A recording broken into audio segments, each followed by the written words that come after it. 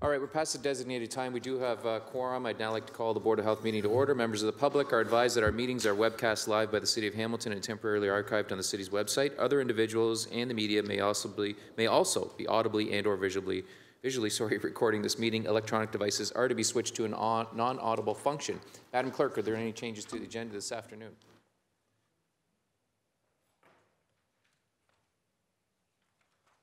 Yes, we have added delegation requests for today, for future and today's meeting.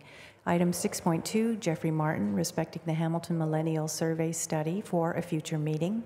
Item 6.3, Danielle de Lawtonville of Keep 6, respecting item 9.1, Consumption and Treatment Services in Hamilton report for today's meeting. Item 6.4, David Carson, respecting the need to increase city efforts on mitigating and adapting to climate change for a future meeting. Mr. Ian Graham, respecting climate change for today's meeting. And item 6.6, Kate Flynn, Center for Climate Change Management at Mohawk College, respecting an update from the Bay Area Climate Change Council. Okay, thank you, Madam Clerk. I need an electronic vote to approve the agenda as amended. Moved by Clark, seconded by Whitehead. All those in favor, please indicate.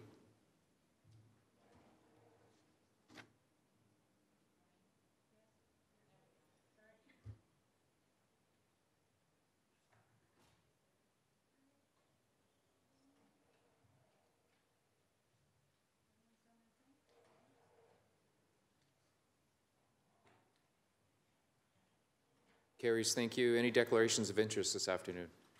Hearing none, I need a motion to approve the minutes of February 22nd, 2019, moved by Vanderbeek, seconded by Pearson. All those in favor? Carries, oh, hang on, that's an electronic vote on that one.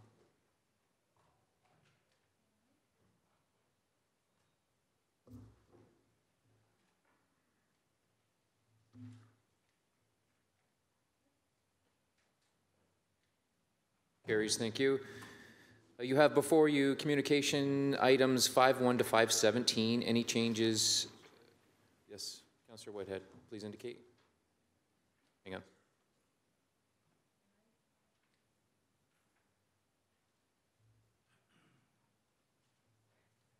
Go ahead. Thank you, Mr. Chair. I'm actually attending a vigil this evening at the mosque in light of the horrific acts in New Zealand, and I thought it would be only appropriate, Mr. Chair, if we can take a moment of silence to respect all those that lost their lives in this horrific incident in New Zealand at this time. Absolutely, I can do that this time.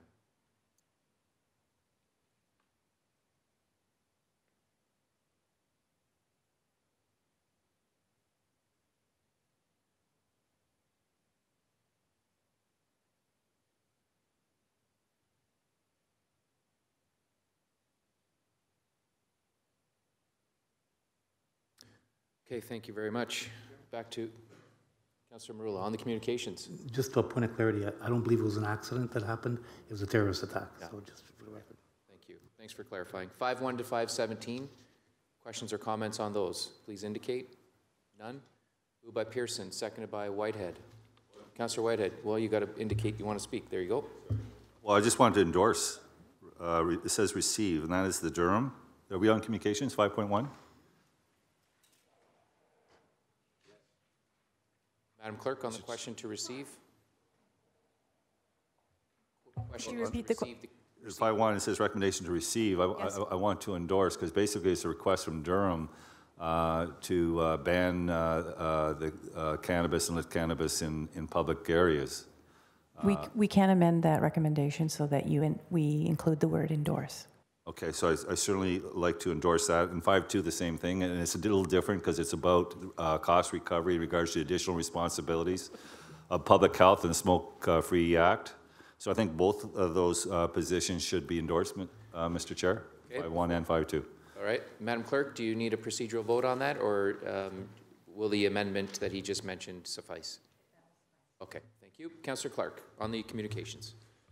Thank you. This is on item 5.12, and it is a resolution from the Council of Medical Officers of Health. I just want to ask Dr. Richardson a question. So this is dealing specifically with undetectable HIV loads, and I'm asking if this recommendation changes the preponderance where we recommend people to protect themselves. Doctor? Through you, Mr. Deputy Mayor, I'll ask Min actually to respond to this one. Thank you. Dr. Tran? Through you, Mr. Chair. So we're taking this approach in Hamilton through our case management, and we're reviewing how to operationalize it. We're currently still recommending use of condoms and safe sex practices. It's a good practice, not only specifically for HIV, even if it's not potentially transmissible, but for other STIs. So if there is a policy change considered, that'll be coming back to us for discussion? So generally, through the chair, generally this is a medical practice in terms of under the purview of the medical officers of health and the associates. So generally, this type of clinical decision-making would not be brought back to Board of Health. But there's a public education component. Through you, Mr. Deputy Mayor, in terms of, practice in terms of where we were going, if there was some substantial change to it, we would bring that back. If it's simply a medical issue in terms of best practice, following guidelines, that sort of thing, we wouldn't, unless it was that sort of notable change. Thank you, Doctor. Thank you. Thanks, Councillor. I have no further speakers on communications. Oh, Councillor Whitehead. Again, it's from Peterborough, and it's Smoke Health Act and looking at the issues of vaping. So I want to endorse that concern. I've raised it a number of times at this particular body. So if we can change that from receive to endorse, thank you. Okay. Clerk advises she will note that. And then on the balance of communications, I need a mover in Councillor Clark, seconded by Councillor Whitehead. All those in favor, sorry, Councillor Farr. On 5.1, as it's been suggested, we endorse rather than receive. I just wanted to, through you to staff, ask, when I read the motion, it says, it references in G of this motion from Brampton that Section 12 of the Smoke-Free Ontario Act 2017 prohibits smoking or holding of lit cannabis in only enclosed public places and workplaces. And they seem to be asking for same in their motion. So what's the disconnect between this Smoke-Free Ontario Act that actually already prohibits what they're asking for here in 2019?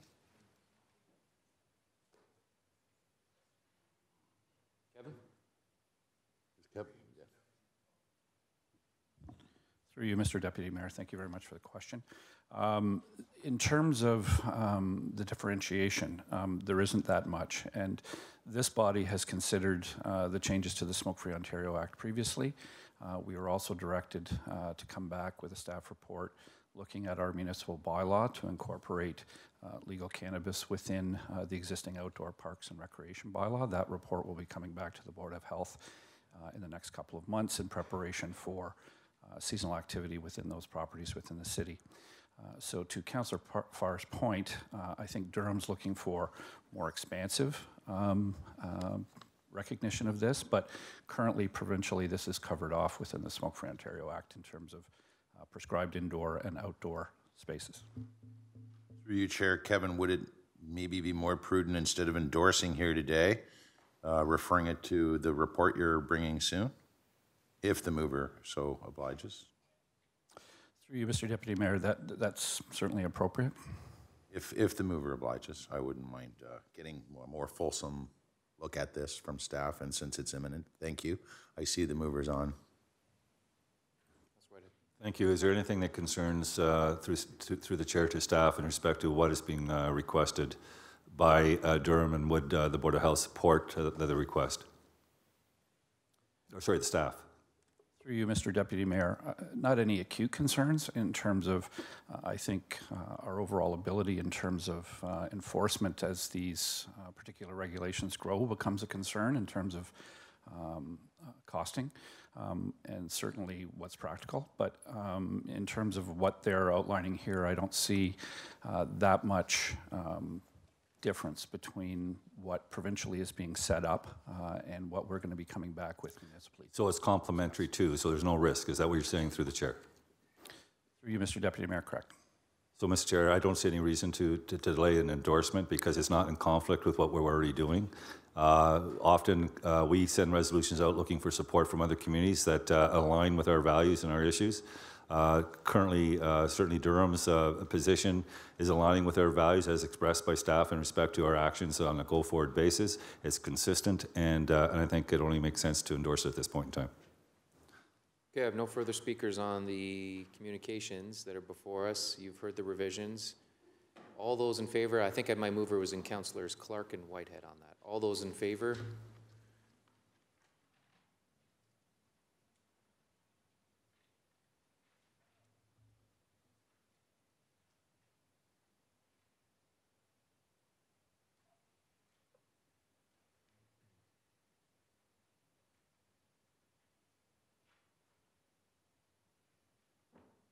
Carries, thank you. Item 6, delegation request 6.1, 6.2, 6.3, 6.4, 6.5, and 6.6 are all in front of you, some for today, some for future meetings. Councillor Pearson, you want to move that? Moved by Pearson, seconded by Vanderbeek. All those in favor?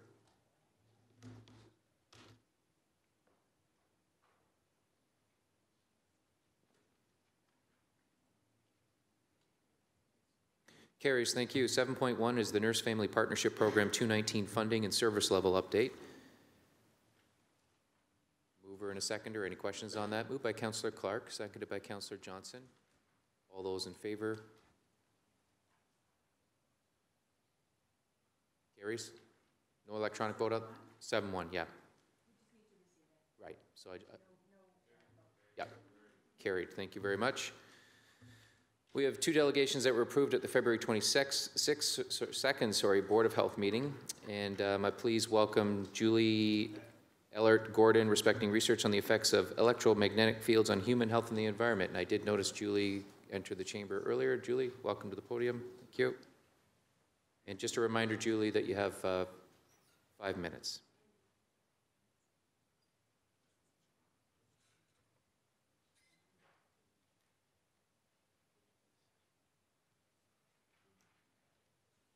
Hi, I'm Julie Gordon, and I just want everybody to know that my background is journalism. It's not science, but I am dealing with a scientific topic, so bear with me.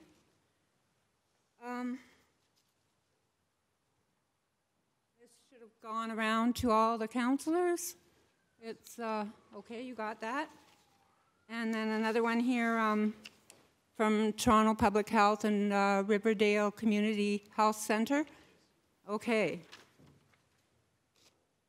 All right.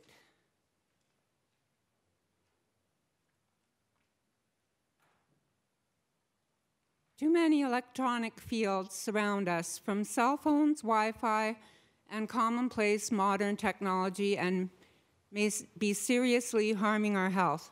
Because it is silent and invisible, people do not worry about it. I understand plans to transition to 5G in Hamilton are already underway. But people are speaking up against 5G on a national level, such as the consultation on releasing millimeter wave spectrum to support 5G. So I've got some of that research. Concerns for the environment, mammals, insects, and bacteria have prompted scientists around the world to call for a moratorium on 5G technology. 5G is complex, costly, and goes together with privacy concerns and consumes significant amounts of energy, contrary to global climate goals. I have my own concerns about health effects from radiation from 2G, 3G, and 4G, which we're working with now with our cell phones and computers and so on. They have adverse effects on human health. This hazard bulletin here from the Workers' Health and Safety Center states that people working regularly with electricity are at risk for leukemia, brain cancer, and breast cancer. This is from 2001, 2005. This is old research. People should already know about this stuff, but, you know, it comes up at big conferences and so on where somebody has a table that this might be sitting on the table, which is actually where I got it. The hidden exposures document supports the concern about health risks supported by South Riverdale and Toronto Public Health. I already mentioned that.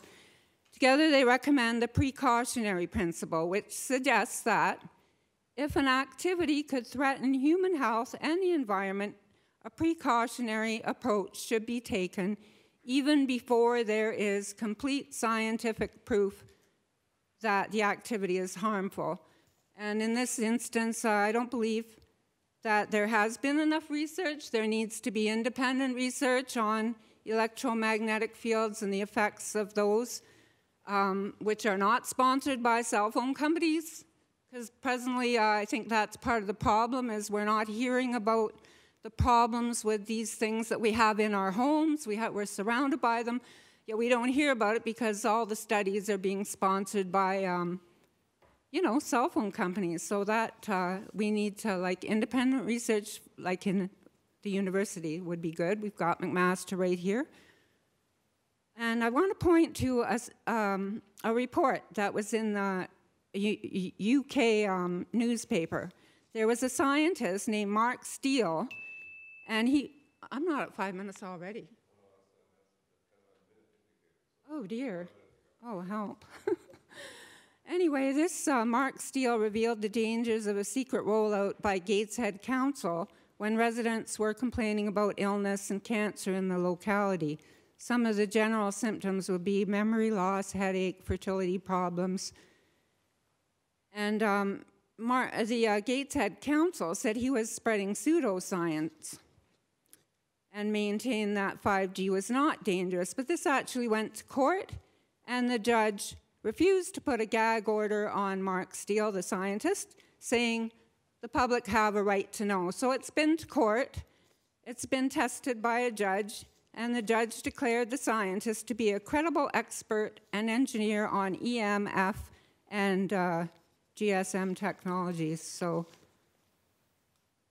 I can just go over a few points here quickly, or no? Okay, so that's kind of the time up indicator. Julie, you want to do a couple of final words?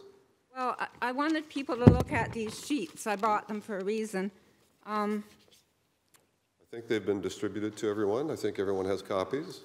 Okay, on the second page, there's a quote here and some information from Dr. Magda Hafis, a professor in Trent University.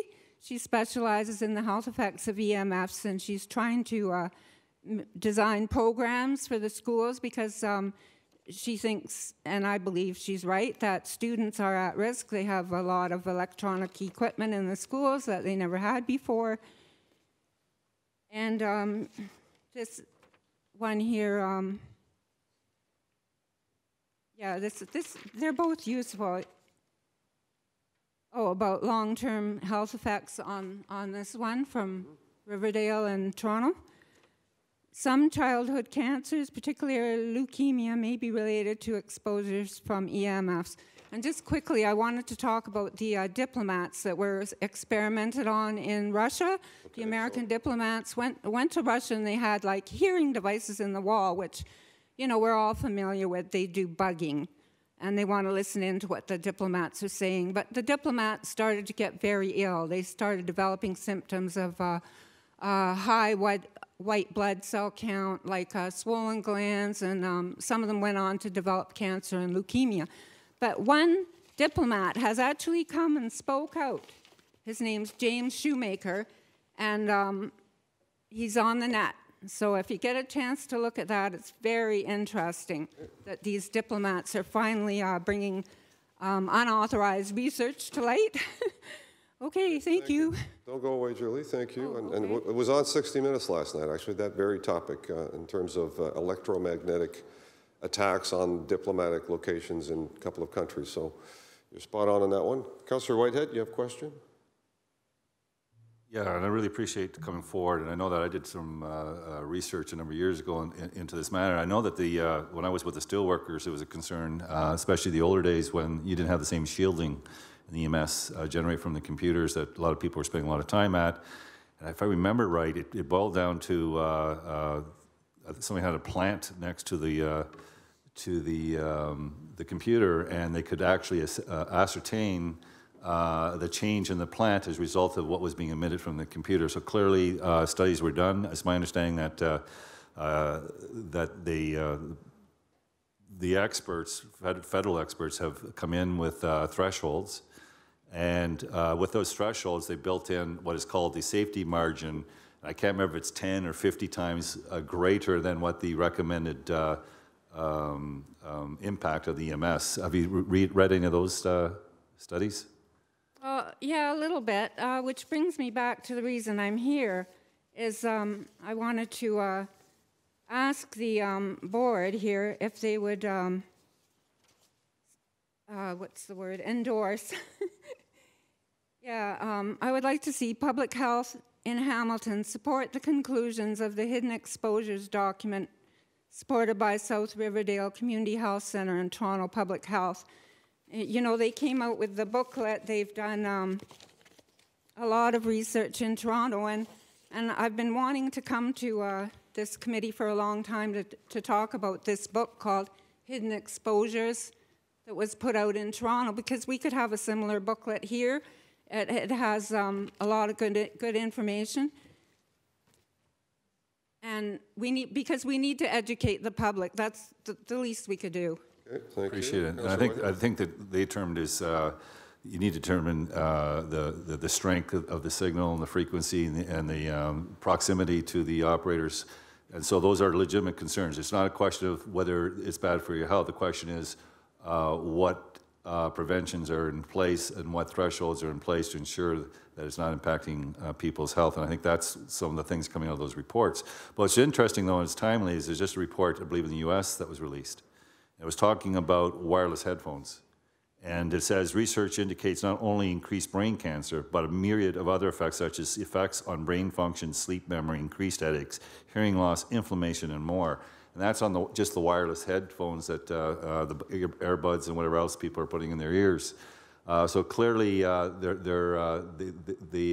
understanding in that program is they talked about greater level of research needs to be done on this, but there's no question that the proximity to wireless EMS signals has an impact on health, and the question is, what is the tolerance level? And that's the research that needs to be done. So I really thank you for coming forward and keeping this in. Yeah, so there's a good magazine I got at the health store, and it recommends to turn off your equipment at night when you go to bed, not to have a cell phone by your head, and you know, little things like that we can do at home to get a better sleep, for one thing. We could all use better sleep, that's for sure. Thank you, Julie, very much for your presentation. Any other questions from members of council? Hearing not, motion to receive the presentation, moved by Whitehead, seconded by Pearson. All in favor? Carried. Thank you. Thank you, Julie. I'd like to welcome Alexander Kincaid down now just to discuss the fentanyl overdose prevention initiatives. Welcome, Alexander.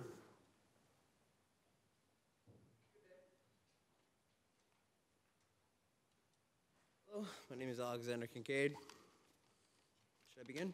Yes, please. Yes. Welcome. Thank you. Thank you for having me. Due to a personal loss due to an opioid overdose, I would like to present an initiative for social harm reduction that would potentially save many lives. The opioid crisis has reached an all-time high nationwide. Many people in the community that we know, care, and love for are dying from overdoses at such a rate we should not find acceptable. These are some of the numbers directly from the Hamilton City website. In Hamilton, there have been, in the last month, at least 65 incidents regarding overdoses. In 2018, there were 568 revives of opioid overdoses from naloxone kits. There were 6,402 naloxone kits distributed throughout Hamilton. As of this year, up to February 3rd, there have been 1,147 naloxone kits distributed. 33 lives have been revived in a month's span. In the quarters of January to June of 2017 to January to June of 2018, opioid-related deaths rise 28% throughout Canada. Hamilton's death rate from opioids is 72% higher than the province's. Between January 28, 2019 and February 3, 2019, 89 people visited the emergency rooms to be treated for overdoses. That's nearly 13 people per day. In 16 months, over 9,000 people lost their lives due to opioids. That's at least 563 people per month, 94% of cases proven accidental, sourced from the Canadian government's website. To remedy the issue, I would like to provide test kits to users to ensure safe consumption because naloxone kits, medical intervention, and funerals are not needed when an issue does not exist. Individual test kits cost $5 to $10 commercially, and I, for one, argue that a human life is worth that much. Do you agree? Thank you, Alexander. Questions from committee? Councillor Farr. Thank you, Mr. Mayor, and thank you, Alexander. I had an opportunity to look at this in advance. I just wanted to take this opportunity to tell you how much we appreciate you coming by, and you and so many others, a growing number, unfortunately, in our community that have really begun to understand what we're dealing with here in Hamilton. You've rightly pointed out some very sobering statistics.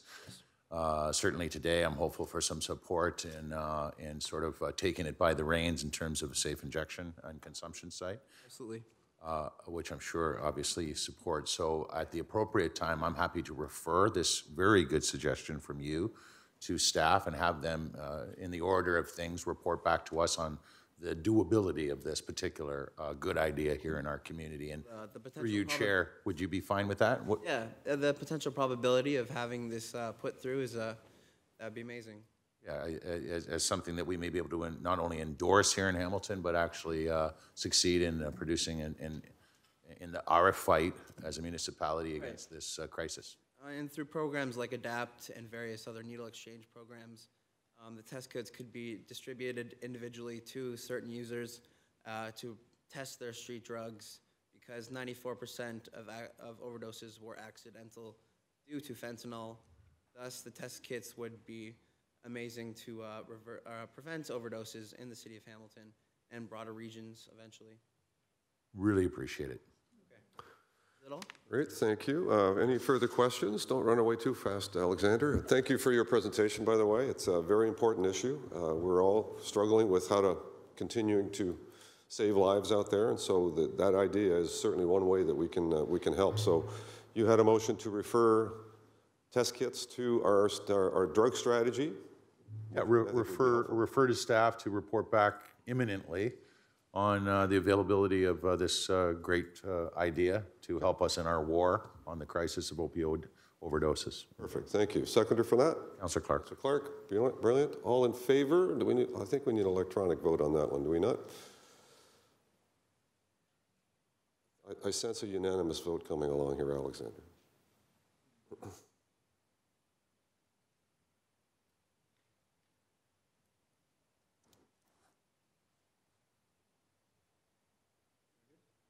For all that are here, everyone's in favor. Thank you very much. It's a very important issue. We appreciate you coming down and sharing your thoughts with us. Thank you. Next up, we have 3 delegates speaking to climate change. Please welcome Ian Borsak and Dr. Linda Lukasik.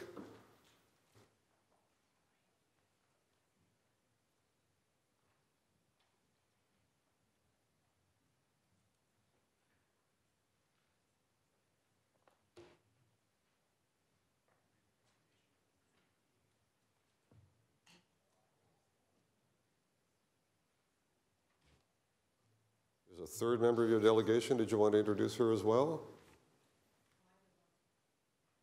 Please do.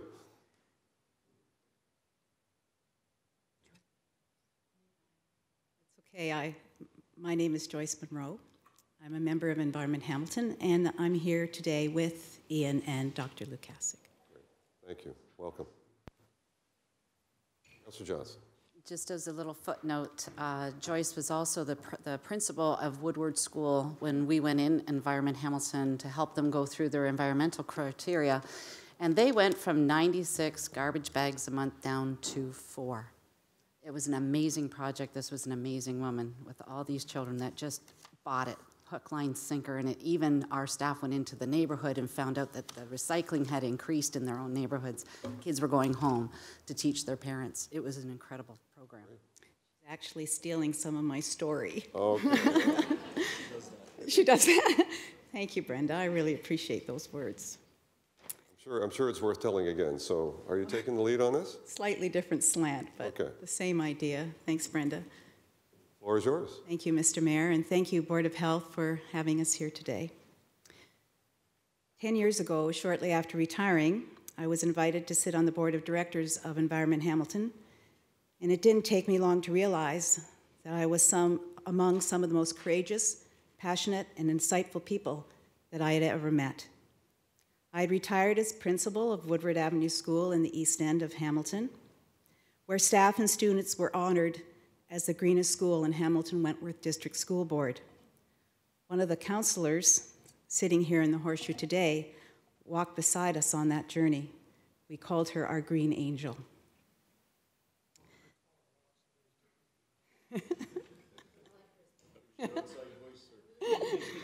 I still consider her that today. Since that time,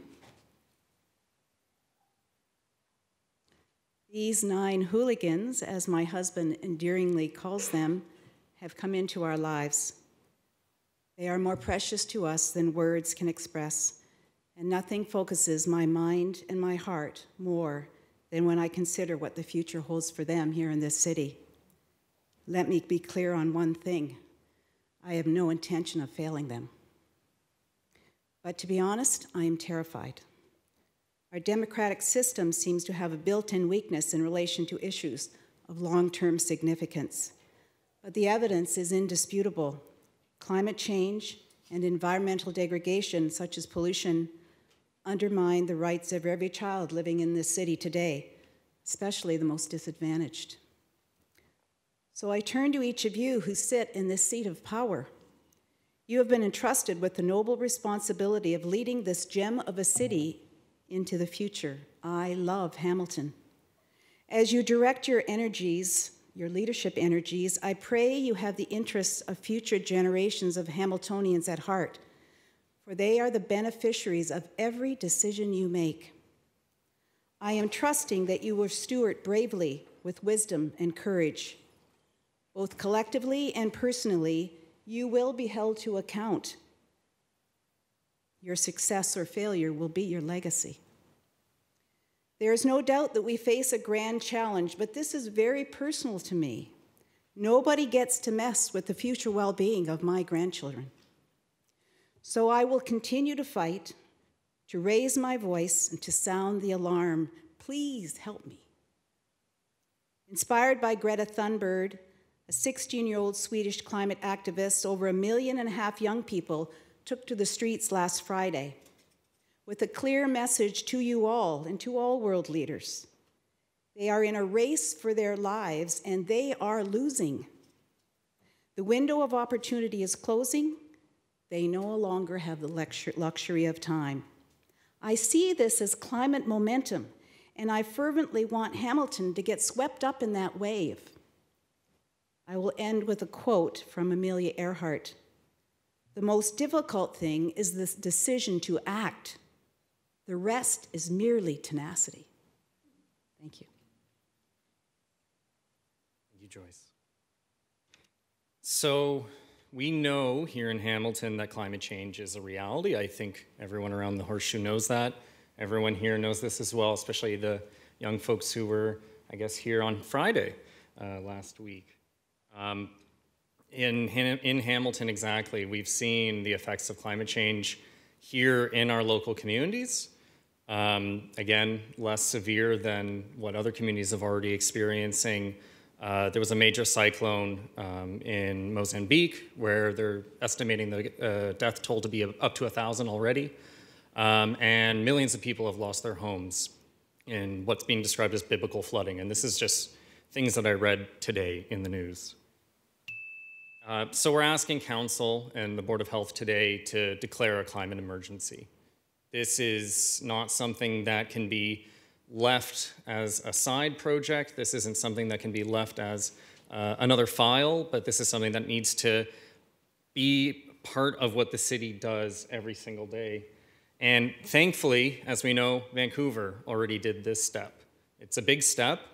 And as well, in addition to Vancouver, there's other cities around the world, but we wanted to highlight that Hamilton would be taking a lead on this, but they would not be the only ones. And there's other municipalities taking the lead as well.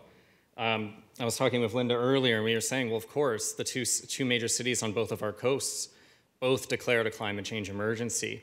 Especially with Halifax, they're particularly at risk of rising seawater. But even just more recently, Kingston took the leap and declared a climate change emergency as well. And we're hoping that Hamilton will follow in their footsteps and show leadership as well in this. I'm going to deem there's two presenters happening here, so 5 minutes each, so it starts all over again. Linda, you're on. Thank you very much, Mayor Fred. So again, we're asking today that Board of Health and City Council declare the emergency and do what is necessary. There's been lots of media coverage and social media dialogue around the October 2018 report of the Intergovernmental Panel on Climate Change. That report, coming from an international entity that tends to be conservative in its approach, extremely conservative, has sounded the climate emergency alarm. And why? Because we need to limit global warming to 1.5 degrees Celsius instead of the 2 degrees Celsius temperature limit agreed to through the Paris Accord. Scientists have determined that the additional 0.5 degrees Celsius comes with significantly more devastating impacts for the planet, especially for populations that are most vulnerable to climate impacts. Limiting the increase to 1.5 degrees Celsius or less is going to require carbon dioxide emissions to decline by approximately 45% between 2010 and 2030, and to reach net zero by 2050. And this is a much faster reduction path than what is needed to ensure we don't go beyond the 2 degrees. For this option, for the 2, we need a reduction of 20% by 2030 and net zero by 2075. In other words, we understand better than ever before that we need to take serious action now so that we can realize that 45% reduction or even greater by 2030. Delay risks increasing the costs of reduction in the future. So in light of this reality, Environment Hamilton urges the City of Hamilton to revisit and update the greenhouse gas emission targets in light of the new understandings in the October 2018 IPCC report. Commit to annual targets and annual reporting on greenhouse gas emission reductions in the City of Hamilton. Commit to applying a climate lens to all decisions made by the municipality. Direct the city manager to instruct all senior staff to mandate the use of this lens across all city departments. Normalize this as part of the way the city operates. And commit more city staff and more staff time to analysis and implementation using this lens. We have to start and continue with actions that transition Hamilton to a post-carbon society. And we want to acknowledge, of course, that we know the city has been taking some actions. We need to do more. We urge Council to support city growth that is focused within the existing boundary, and we urge you to redirect planning resources in a manner designed to make this approach the absolute priority. We urge the city to develop and implement a Hamilton Green Standard for new public and private buildings. Toronto has a fine example of this, a mix of mandated and incentivized approaches to making greener building reality. We need to do more of this in Hamilton. We urge the city to invest in and enhance green infrastructure, and this includes everything from bioswales planted with native plants to better manage stormwater, to planting an incredible urban forest. Greening our city will help us in combating the impacts of the climate crisis. And we need to think big in a way that inspires and mobilizes everyone. What about a Million Tree campaign in Hamilton? There's more that we can continue to do and work on. We really encourage City Council to continue to expand and improve public transit. Our communities are not complete without it. We heavily encourage the City of Hamilton to look at investing in generating renewable energy, implementing a fair stormwater fee. This is something that we know has been discussed quite a bit, but we know that we're going to be seeing a lot more flooding into the future. And then finally, we would love to see implementation of the Home Energy Retrofit Opportunity Program as it currently stands within the Community Energy Plan. So that ends our presentation to Council. We're more than happy to answer any questions, and we hope that you will declare the emergency. Great. Thank you very much. Great presentation, as always. Councillor Clark, first on for questions. Thank you, Mr. Mayor. I appreciate that. So when you ask us to declare a climate emergency like Vancouver and I forgot who it was on the east, Halifax, what does that mean? When we're talking to the general public, we declared a climate emergency. What does it entail? What does it mean? So in the cases of Halifax and Vancouver, they were very much focused on reevaluating and reshaping how they were addressing climate change as a council, and they directed staff to then take it upon themselves in light of an emergency being declared. What does the response to climate change look like in that case? Another case in Kingston more recently, that something that we really like is that they're using that as an opportunity to completely reshape and reform how they address climate change within the community. And ultimately, it's about telling the public that this is something that they're taking very seriously, and that this is something that, as I said before, it can't just simply be a single file, but has to be something that the city declares as a major issue. This is about also putting pressure on other levels of government, sending messages to other municipalities that this is something that we can all fight together, because there is a lot that can be done by cities, and it's about acknowledging and moving forward from that acknowledgement of what's necessary to be done. And Mr. Mayor, if I may, Vancouver, do you recall what they did with it? With their emergency, they requested staff report back within 90 days on both how they can ramp up their reduction targets, but also what that would look like. So if, you know, in light of the IPCC report, we have to reduce targets, we have to even reduce our targets even more, what was that going to look like? And so that's what they directed staff to do. So if I can paraphrase then, in both cases in Canada, the municipal governments declared the climate emergency and asked their staff to come back with policies and processes and how they were going to actually start changing, using the word paradigm, how the city was dealing with climate change. I think that's a fair interpretation of what they did and what they likely will accomplish. Thank you. Okay, further questions of the presentation? Councillor Nett. Thank you, first of all, for your presentation. And my question is less for the presenters and related based on the presentation to staff. Is that feasible to ask now, or should I hold? Yeah, I think we can probably do that. So, yeah, go ahead. So to the appropriate staff, just wanted to clarify, given the points made in the presentation about the revised GHG emissions targets needing to be redefined, I read in our report, our 2015, I don't have it in front of me, the Climate Change Action Report of Hamilton, that we have met our 2020 targets.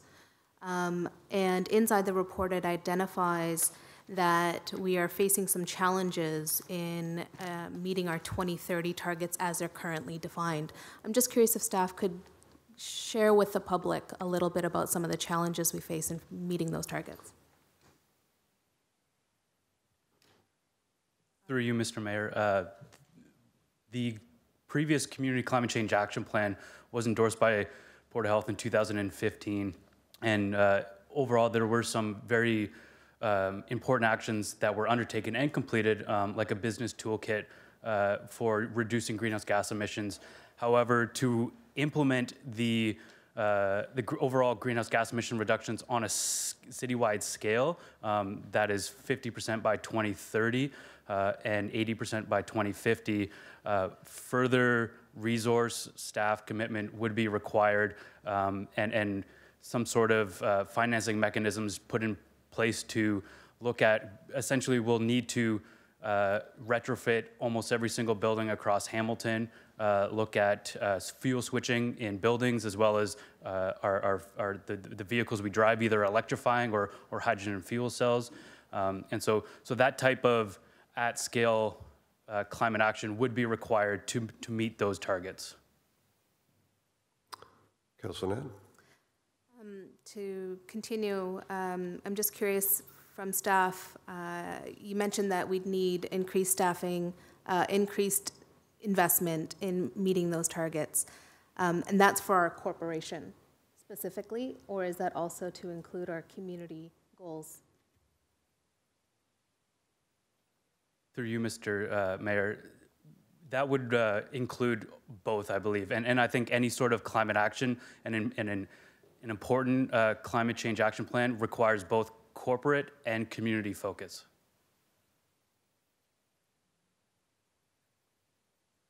And if I may, through you, Mayor, the Mayor, to staff, I'm just curious about if you could be candid with all of us here today about what has led to the success across our corporation in terms of all the different divisions own part of this issue. All of us own the reality that our population's health needs to be upheld. We all have a responsibility, as mentioned by Joyce, up front to lead with tenacity and make those decisions and lead with future generations in mind. So as we sit around this horseshoe and all of us in this room carry the weight of that reality and that responsibility, I'm curious in terms of our system, our city system, and how we work interdivisionally, and whether there is a coordination in our city system about how we're responding to climate change. Through you, Mr. Mayor, as candidly as possible, I believe there needs to be a more centralized approach for climate change reporting for the city of Hamilton. Previously, my predecessor did work on a similar cross-departmental corporate climate adaptation plan. There are current projects undergoing that specifically that I'm leading that's looking at creating a corporate approach to assess the financial impacts of climate change, and we'll be recommending certain centralized processes and reporting frameworks in the future. And I believe there is a report that is expected to go to GIC in June of this year with those types of recommendations. Okay, Councillor Nat? Thank you. I appreciate the candidness, and I hear clearly the need for a more centralized approach and for an aligned cross-divisional plan to help us meet our corporate goals and establish frameworks. Thank you. Thank you. I do have a motion that kind of speaks to that, actually. That's just been kind of delivered around, so we can address that a little later. Further questions? Councillor Wilson.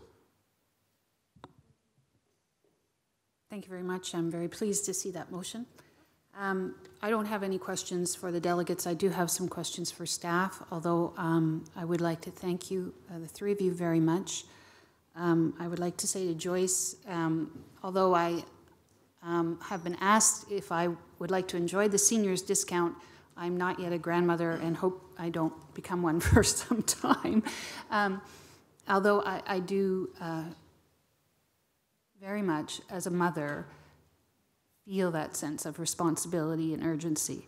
I know my children think of it all the time, and I think what we're seeing in the streets is an absolute frustration that those kids are going to inherit our mess, and they can't do anything about it. And those of us who are sitting around this table can at least start. And the responsibility is ours. We've had a good go at it. And their normal is not going to be anywhere near our normal. And we owe it to those children. We owe it to grandchildren who have not made this mess to do something. And if public corporations cannot lead, then I don't know who will. So I wanted to thank the three of you. And I hope my fellow colleagues will take your message to heart, because I know some of them are grandchildren, and I have grandchildren, and I am getting personal here because this is very personal.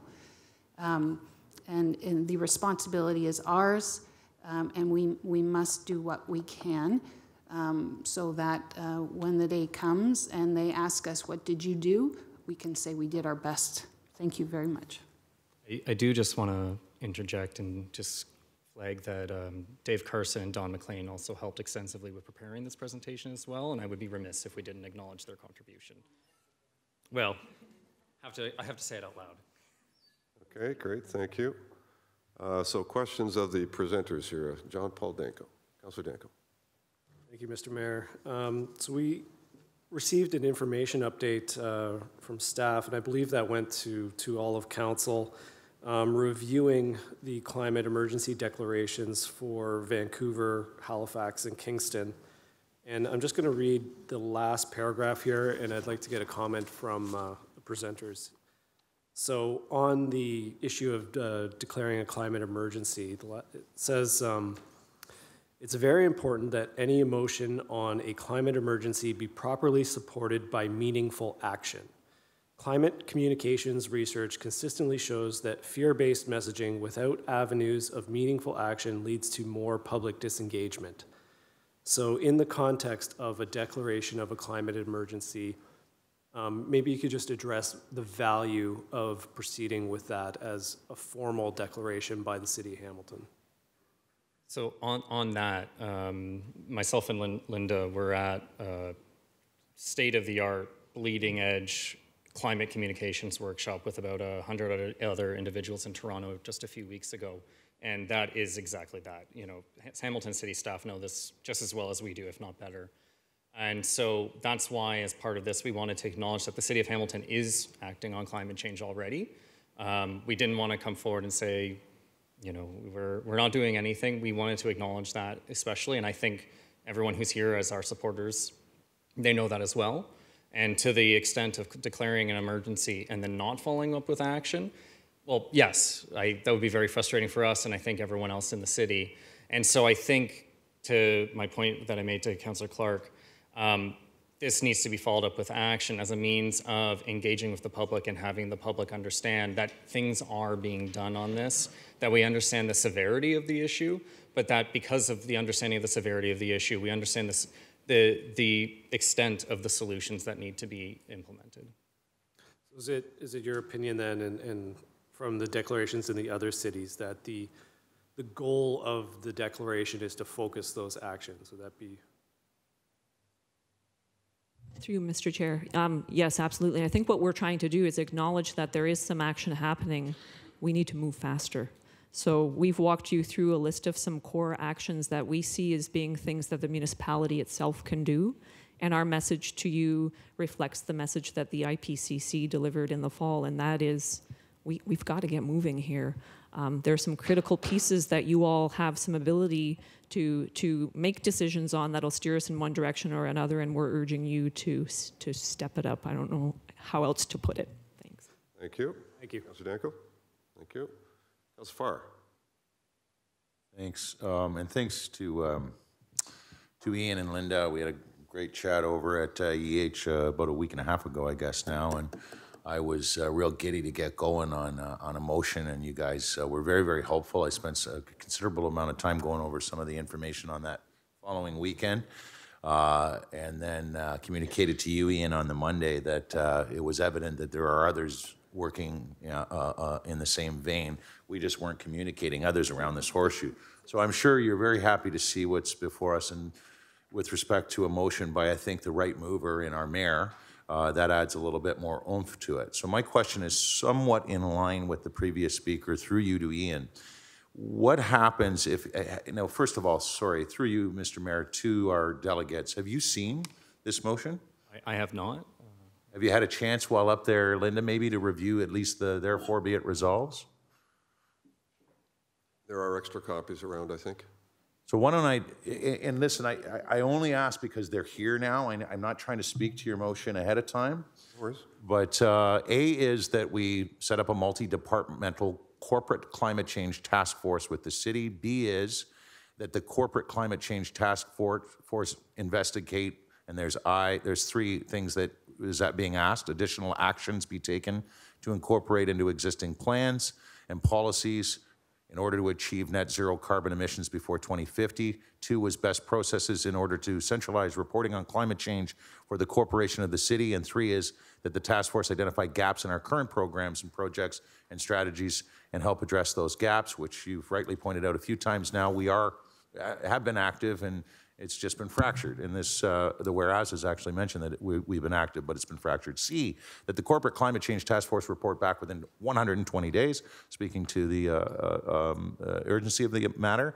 And D is that Council supports the City of Hamilton staff participation in the Bay Area climate change implementation teams as the subject matter experts in order to accelerate climate action across the Bay Area. So that's working with Burlington.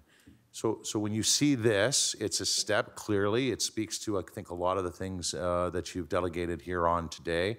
However, the prevailing theme through you, Mr. Mayor, is you're asking us to declare a climate emergency. So can you speak to, now that you've kind of heard it out loud and somewhat off the cuff, but you're well versed on this anyway, Ian, how you feel now that you've heard the therefore be it resolves in our Mayor's motion today? I think they're all very good. I think building on and supporting the action within, I'm going to say BACO, but because I always get the shortenings wrong, but the Bay Area climate change effort. I think that's also very key, and that's very important to have as a be it they're resolved. Candidly, I do think there is still value to my previous comments to both Councillor Clark and Councillor Danko, that there is value for people, unlike everyone in this room perhaps, in having the city declare an emergency, very specifically for someone who has an understanding of the issues.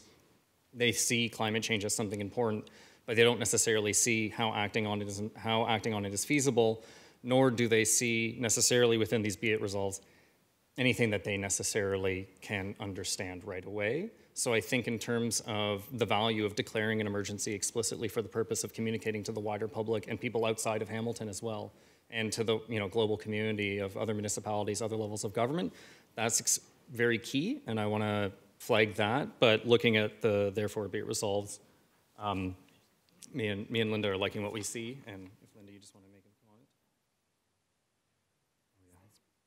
Yeah, so there is a whereas that speaks to the climate emergency, but I do still think there is value in the city of Hamilton declaring a climate emergency.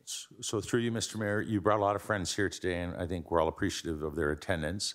My guess is a lot of them would be quite pleased if we unanimously declared today a climate emergency, but we've also heard for the record that in 2 short months in June, based on previous asks around this table, we're getting a more fulsome summary of work to date, some of the other things that we may be able to achieve. If we were to hold off for 60 or so days, but maybe perhaps with the indulgence of the mover, had a Part E that referred Council's consideration, contemplation of the seriousness of climate change and our steadfast interest in declaring, like Kingston, like Halifax, like Vancouver, a climate emergency in Hamilton, that in June, that report share with us how that might be achieved. And that way we'd have a more fulsome debate at that time. Maybe others might want to delegate and share whether or not June is the more appropriate time through you, Chair. Is that something, trying to buy a little bit of time and hopefully buy a unanimous decision in a few months on the declaration of an emergency, of a climate emergency? How do you feel about that through you, Chair? I think that's all entirely agreeable.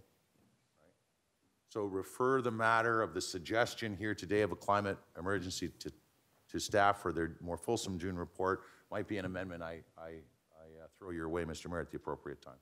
Okay, I'll come back to, I'll speak to this motion in a little bit. This is intended to be an add-on to, not to replace a call for an emergency, so it was kind of the next step in terms of how we then kind of coordinate all the work that's being done and coordinate all the work into kind of a centralized place. So that was the intent of my motion. It wasn't to replace a declaration of an emergency. Okay, so just want to clarify that. No, I understand that, yeah. But I'll bring this forward at the appropriate time. So additional questions from Councillor Johnson. Thank you, and it just feels like Groundhog Day. When you work at Environment Hamilton, it's an ongoing conversation. I wanted to put this out there that in 2015, on behalf of the City of Hamilton, the mayor did sign a global covenant of mayors for climate and energy, which is a global response and international alliance with the world cities and local governments with a shared vision of transitioning to a low emissions, resilient society. Then in 2018, the mayor again, on behalf of the City of Hamilton, signed into the Edmonton Declaration that in part reinforces the important role of cities in achieving the targets of the Paris Agreement. And then I understand that you met with the Minister of Environment and Climate Change last week. So if I can just ask you, if you could give us an update on how that went. I just don't want people out there that are listening to this thinking that nothing's been done. I like the action plan you're putting forward, by the way, because signing papers is wonderful. But I just want to know what happened last week. Well, the minister was in town highlighting their climate change initiative. So Minister McKenna is a driving force of this across the country. I was pleased to meet with her. It wasn't to address any specific issue, but just to talk about what's the city doing, how can they help. It is one of the areas that we talk to the federal government about when we meet as the big city mayors. So climate change is one of the kind of the top line issues that we want to pursue with the federal government going forward in a much more proactive way. And you couldn't find anyone more committed to climate change than Catherine McKenna, quite frankly. So it was a meeting to just discuss where we are, where they're going, how passionate and important they believe the climate change file is going to be. And of course, it's going to be one of their major platforms in the upcoming election. So I think that was the essence of the discussion. But we had an opportunity to kind of share with her the things that we have been doing. And there's a full range of them, but you know, as we speak to this motion here, the difficulty that I discovered on that meeting was that they're in pockets all over the place and they're not necessarily all coordinated. We don't even know what they all are, quite frankly. So we need to have that consolidated into a one area of concern and overseen by, I think, a task force group of people so that they can march further and faster on that issue, which is really the intent of this motion.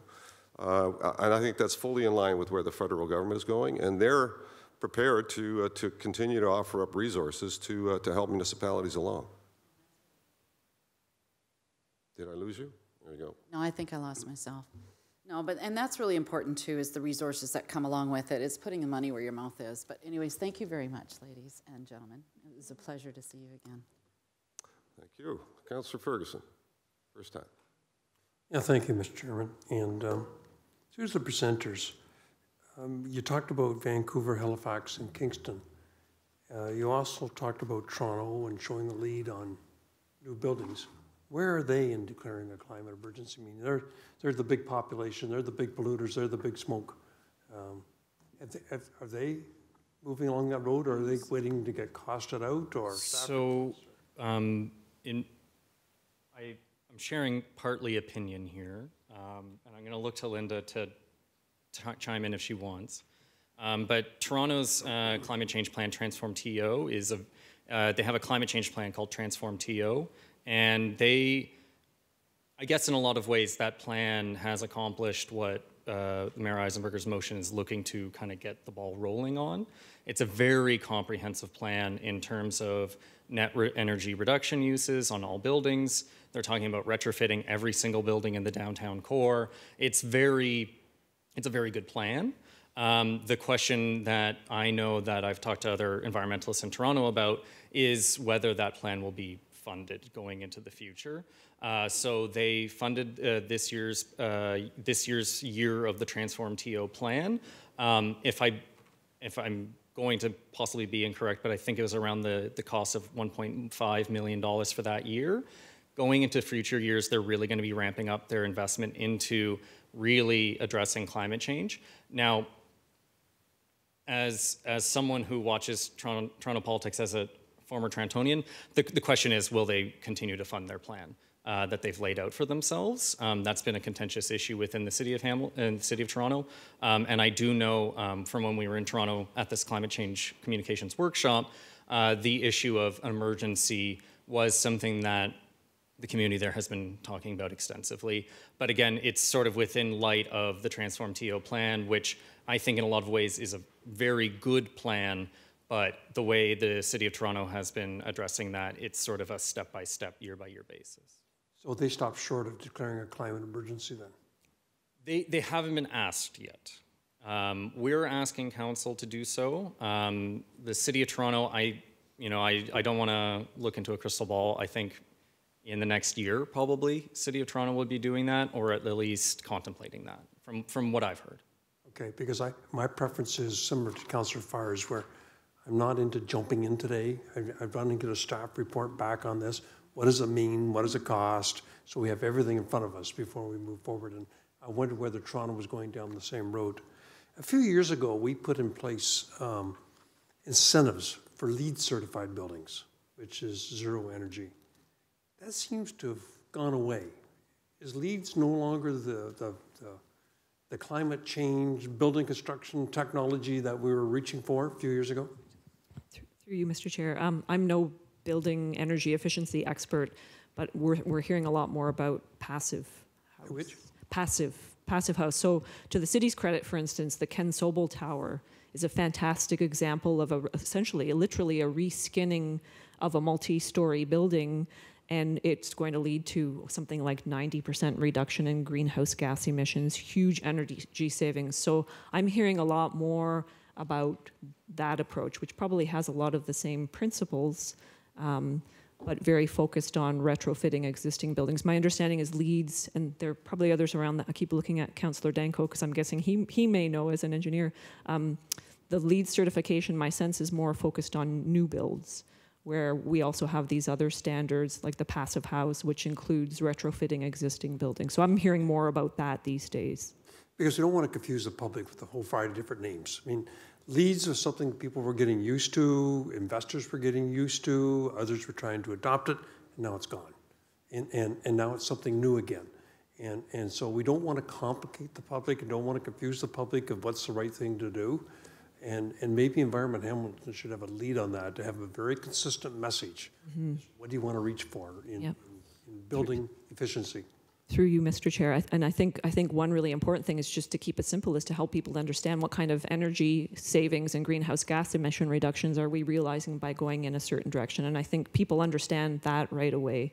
I just want to say there are others. I'm looking up in the stands. There are folks from Mohawk here. They're doing some fantastic construction of new buildings on that campus as well, which are focused on net zero. That was a LEED certified building, was it not? Pardon me? That was a LEED certified building on Mohawk, was it not?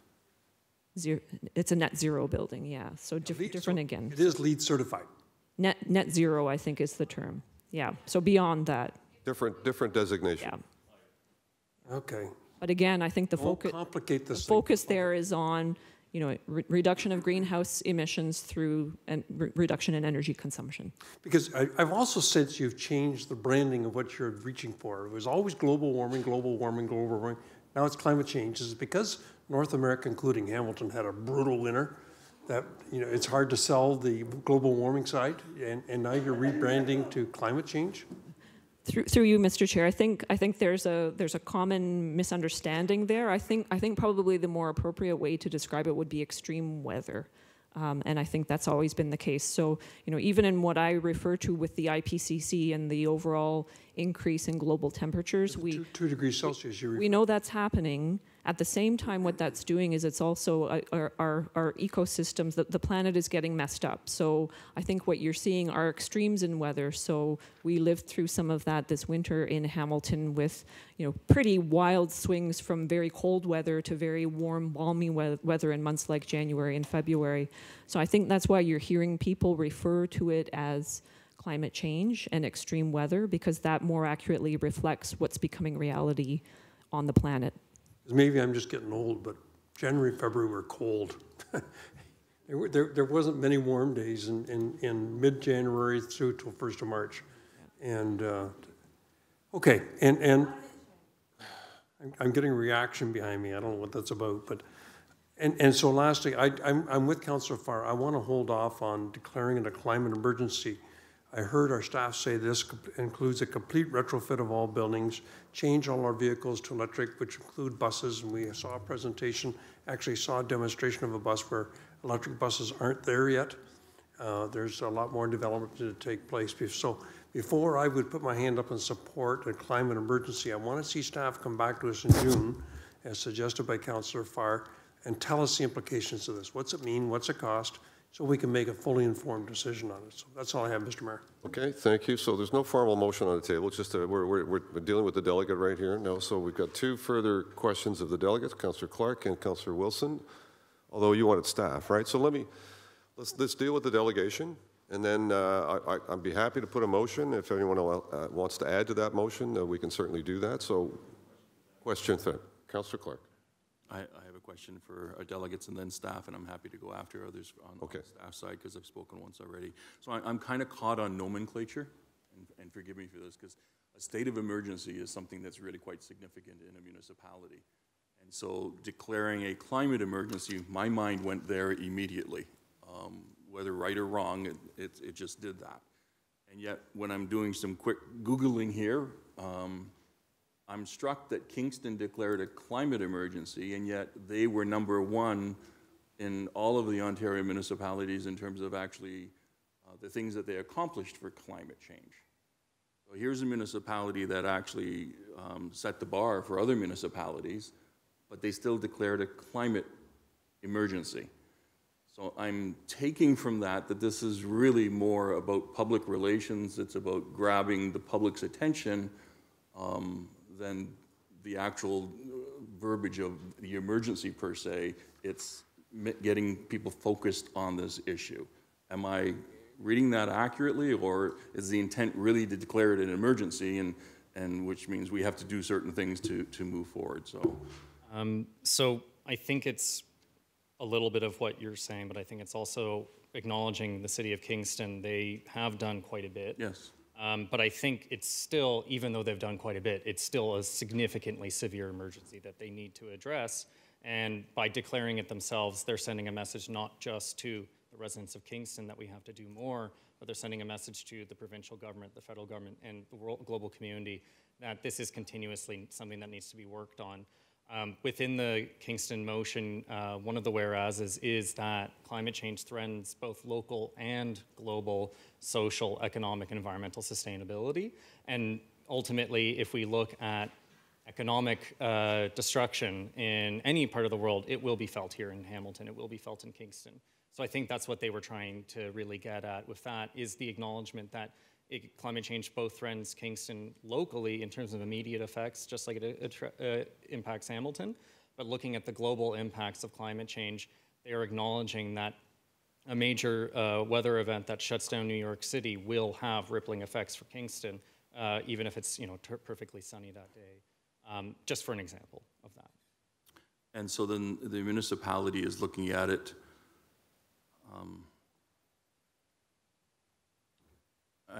I'm seeing two things here. I'm seeing a macro environmental issue and I'm seeing a micro environmental. So at the micro level where the municipality can deal with, for example, planning issues and things like that, there are things that could be done to improve climate overall, but also improve our local situation and economy.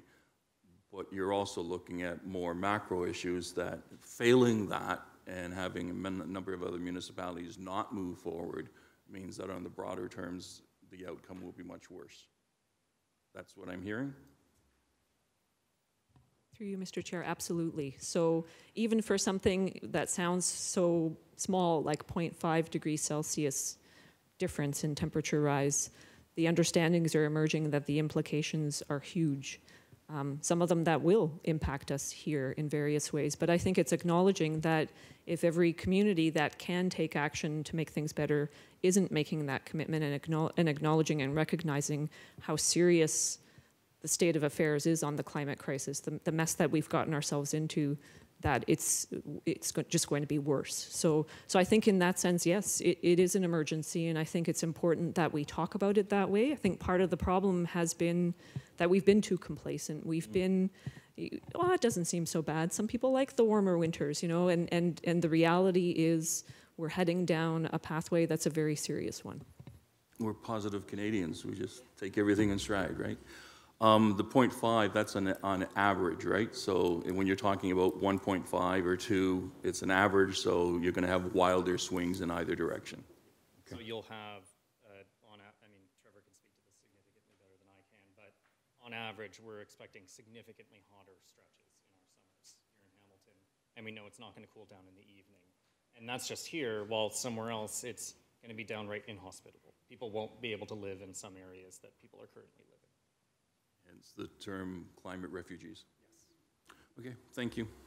Thank you. Councilor Marula, questions?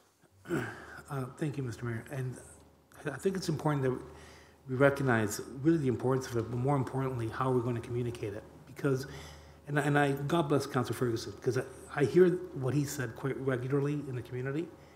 And one thing that's for certain is we have some really erratic weather that we never used to see back in the day. You can recall the storm events and flooding in the East End in the early 2000s.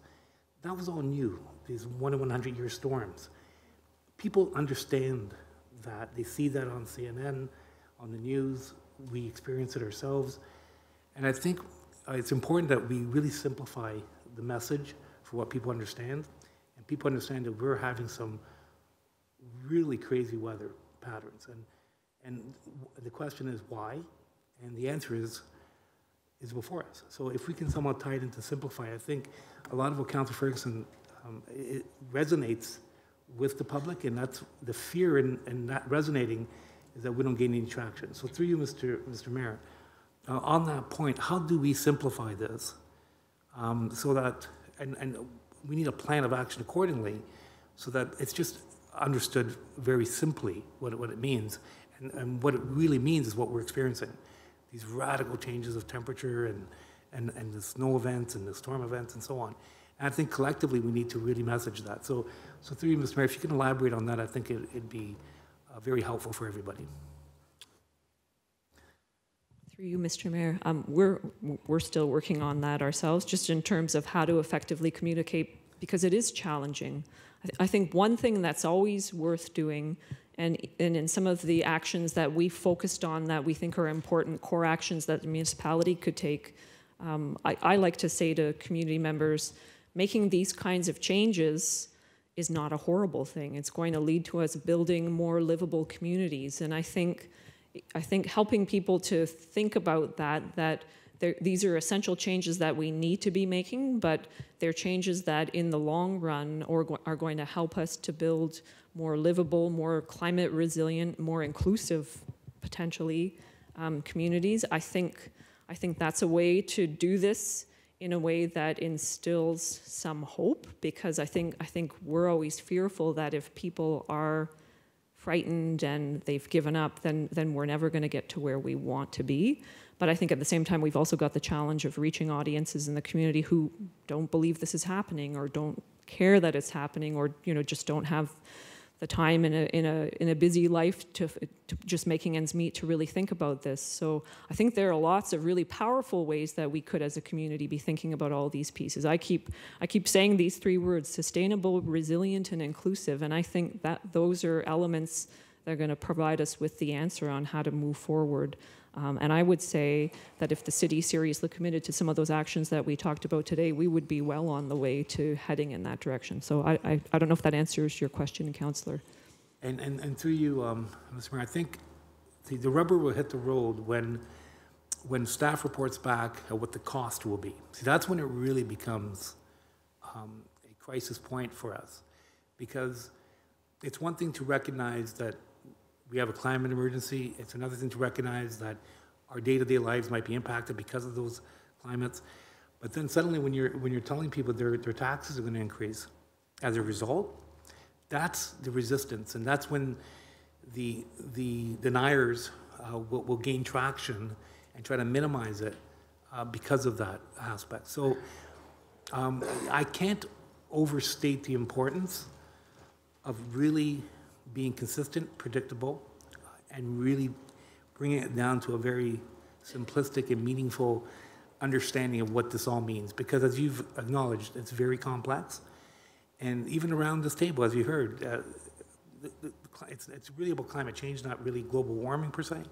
But even the simplest of things, if we're not getting it around this table, we're definitely not getting it out there. So I think the first point should be, how do we increase awareness to actually understand what it means and what the plan of action should be accordingly. So if I could just leave that out there as a notice, that'd be greatly appreciated. Okay, thank you. So we're still on questions, Councillor Nunn, of the presenters? Okay, Councillor Nunn. Just wanted to build off the last point through the mayor to the presenters, Ian and Linda, if you could comment, because there's often a misperception in the community and out in public that being responsible and taking action on climate is a costly endeavor. And from my understanding and from my ongoing learning on the issue, on an immediate end, yes, it requires an investment, right? But from a long-term perspective, it's actually revenue generating. That when we are committed to climate change strategy that has the capacity to be forecasted into the future at decades at a time, our initial hesitation to look at the cost that we might need to endure or prioritize politically within a budget cycle, in the long term, pays off quite significantly. Could you give some commentary to that? Because I'm still learning about the economics of being responsible environmentally. Yeah, I think something that is really key in terms of communications to the public is what the costs of inaction are. We know, looking at Norwegian Wealth Fund, they're recommending that they pull out all investments from in oil and gas, and that's because they're seeing the trend of if the global community doesn't want to experience the worst that climate change has to offer, we can't continue generating oil and gas. So they were seeing this is not a business case for us, and that's what they made a point of. A personal anecdotal story: I was last term I was in Councillor Danko's ward, and we were going with a letter about stormwater fee. And this is something that would be something that people have to pay up front as a new tax, essentially. And when we were in that ward, I'm not calling out Councillor Danko, but when we were in that ward, we chose that for a reason, because that was where some of the most major flooding happened on the mountain. And I can tell you, because of the way staff at the time, when they were asking the province for money to help pay for all that flooding, we knew which blocks were flooded most heavily and which ones weren't. And so when myself and a bunch of volunteers were out, I could tell you the difference in conversation between the people who had their basements flooded and the people who didn't was pretty major. And the people who didn't have their basements flooded were also terrified because they saw what happened to their neighbors. Now, 2 blocks over, where the flooding barely happened, this was, people understood the issue, but they weren't passionate about it. And so I think the way that the municipality and Environment Hamilton and the environmentalist movement generally needs to really be focusing on is, what are we setting ourselves up to pay for if we don't make these investments?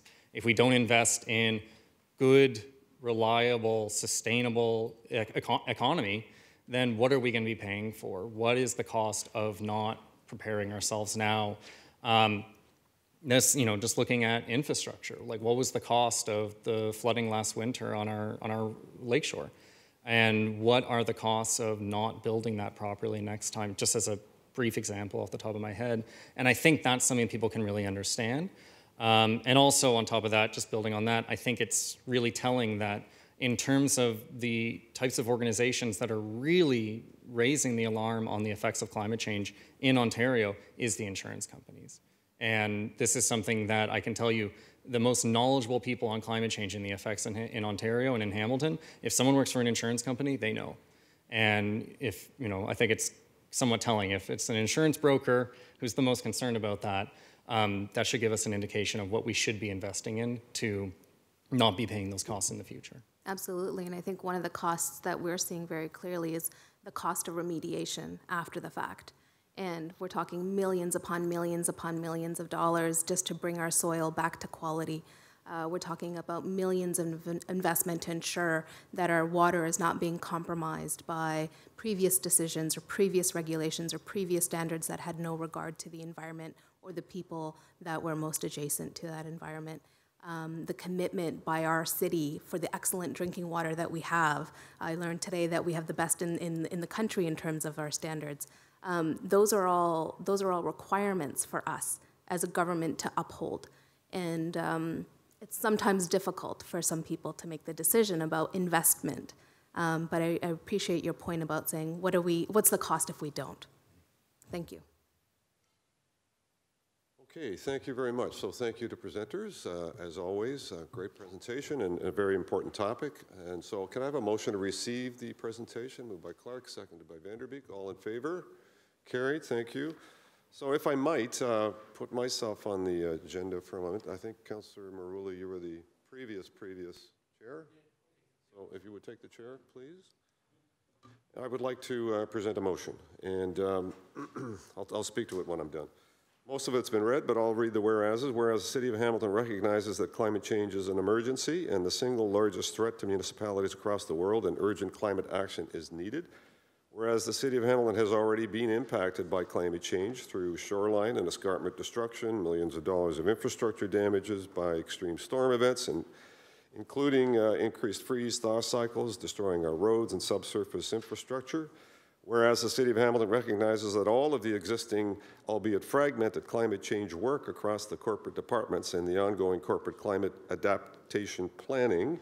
Whereas the City of Hamilton recognizes the new Bay Area Climate Change Council that brings a community collaborative regional approach to accelerating climate action across the cities of Hamilton and Burlington, and which will be inviting the cities to participate on the implementation teams.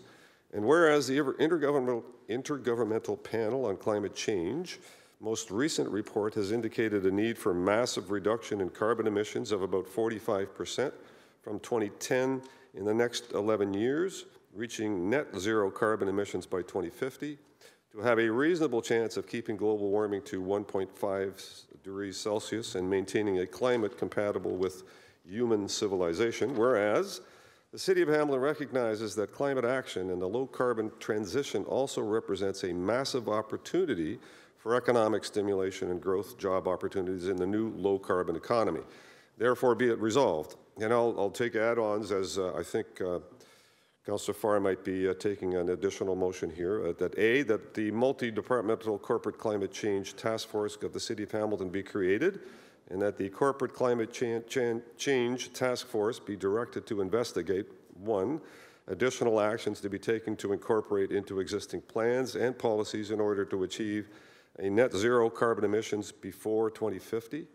2, best processes in order to centralize reporting on climate change for the Corporation of the City of Hamilton. And 3, that this task force identify gaps in current programs and projects and strategies to address these gaps.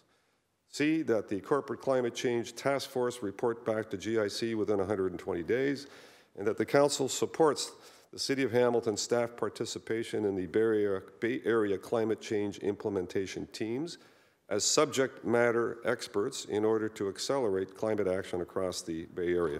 And if I might just speak to this, Mr. Chair, I apologize for not getting this to you sooner. March break and everything else that's occurred.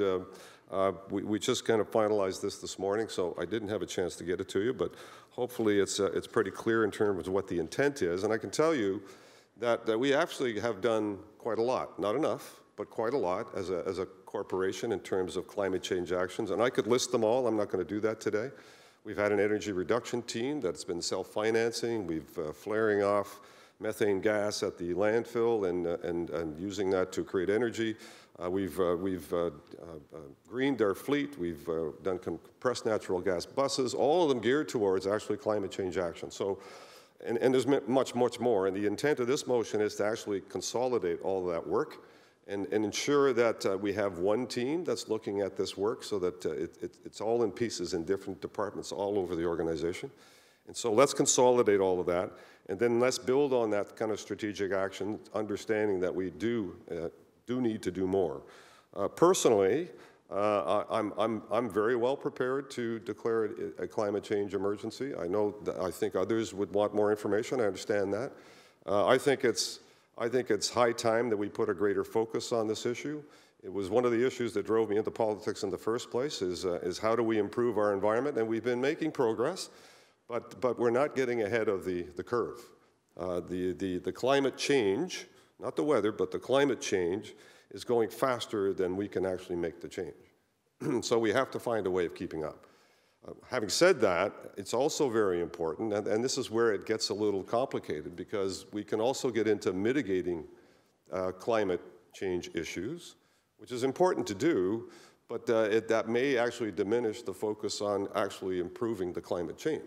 And so we're kind of stuck between kind of both worlds here, and we know that we have to address the impacts, but if we can get out ahead of those impacts and make sure that we put processes in place that actually prevents the climate change from happening in the first place, then we wouldn't have to address the kind of climate change impacts that we're going to be facing down the road. So you know, the Dutch, and I don't want to bring up the Dutch for any other reason, but they have already figured out that the dikes that they built 30, 40 years ago have to be many, many meters higher, and they're already building them. And so they're preparing their country for the impacts of climate change. I hope they're also preparing their country to diminish the effects of climate change, which is the ongoing ozone depletion and the methane release into the atmosphere, and all the things that are impacting the temperature of the global environment as it sits. And so I'm hopeful that we can support this motion. I think it's an opportunity for us to actually consolidate the work that we have been doing, understand where we're not achieving success as we should, and I think fully appreciating that we need to accelerate this work beyond what we've been doing in the past, giving full credit to the leadership in our staff, quite frankly, that have been driving a lot of positive change in our community. But I think most of us understand that as it stands today, it's not enough. And so thank you for that, Mr. Chair. I will ask you to consider this motion. I would invite a seconder. I would ask Councillor Wilson to second that for me, because I know she shares a passion, as many of the rest of the community does, in terms of driving this issue forward. And it has a lot to do, and I want to speak a little bit about the development charge change that has come forward recently, that actually speaks to providing incentives or disincentives to continue to urban sprawl, and incentives to actually change the built form, which is in fact a climate change issue. And so having a variable development charge that provides incentives to get what you want and disincentives to get what you don't want is another form of making some positive change that is going to have a long-term impact in terms of how we grow out our municipality. So I think there's many things that we are doing right, but there are many more things that we could add on to that could move us along a little bit more quickly. So that's my motion, Mr. Chair. Thank you. And the floor is yours.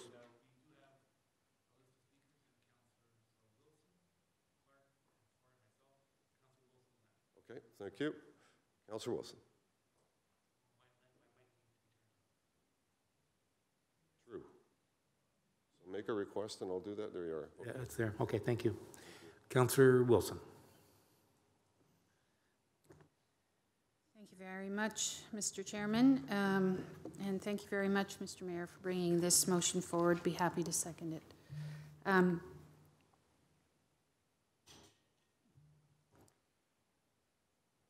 In my mind, there is absolutely no doubt that the emergency is here.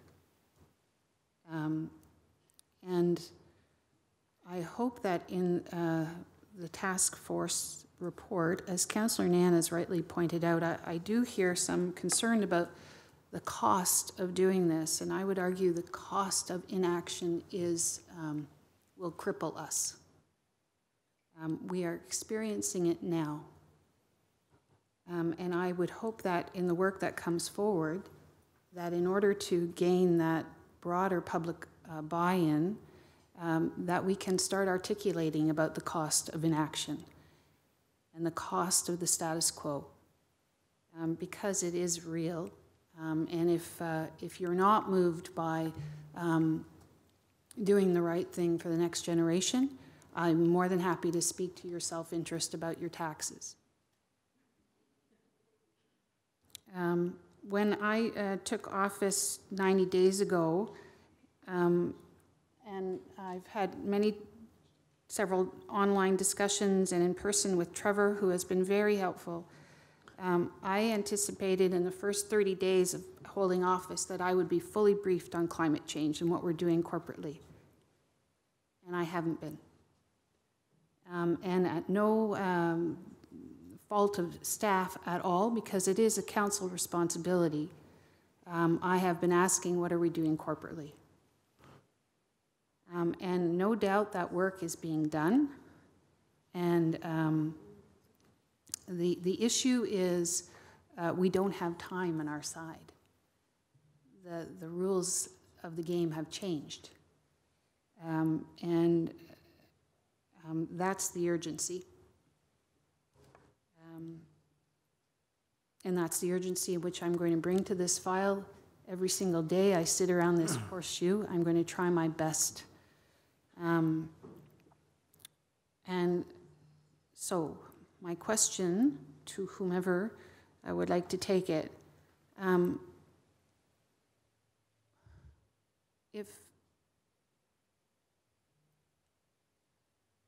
assumingly we appointed a chief digital officer because we thought at the time that we needed a point person to lead and act corporately in putting in place a digital strategy. Whom right now do we have in the lead to ensure that when we are approaching and thinking about our budget, that it is in accordance with a climate change action plan? Who does that now? Through you, Mr. Chairman. Whoever would like to answer that? Well, through the chair, there isn't a single entity that does this in the same way that you've talked about a chief digital officer or other pieces. So this is done as part of the collective effort of building the budget. Not dissimilar to some other issues, but there is not one single person who looks at it through the budget situation. Thank you. I do see the value in something that is multi-departmental, because too often we have seen when we create a special agency or a single person, it lets the rest of us off the hook for coming to the table and acting. And I would hope in this multi-departmental task force, Mr. Mayor, that there would be someone who ultimately, though, is the head of it, who can rally the troops, put the agenda forward, make sure the deliverables are being met and on time. And I guess my question to you is, what were your thoughts in that regard?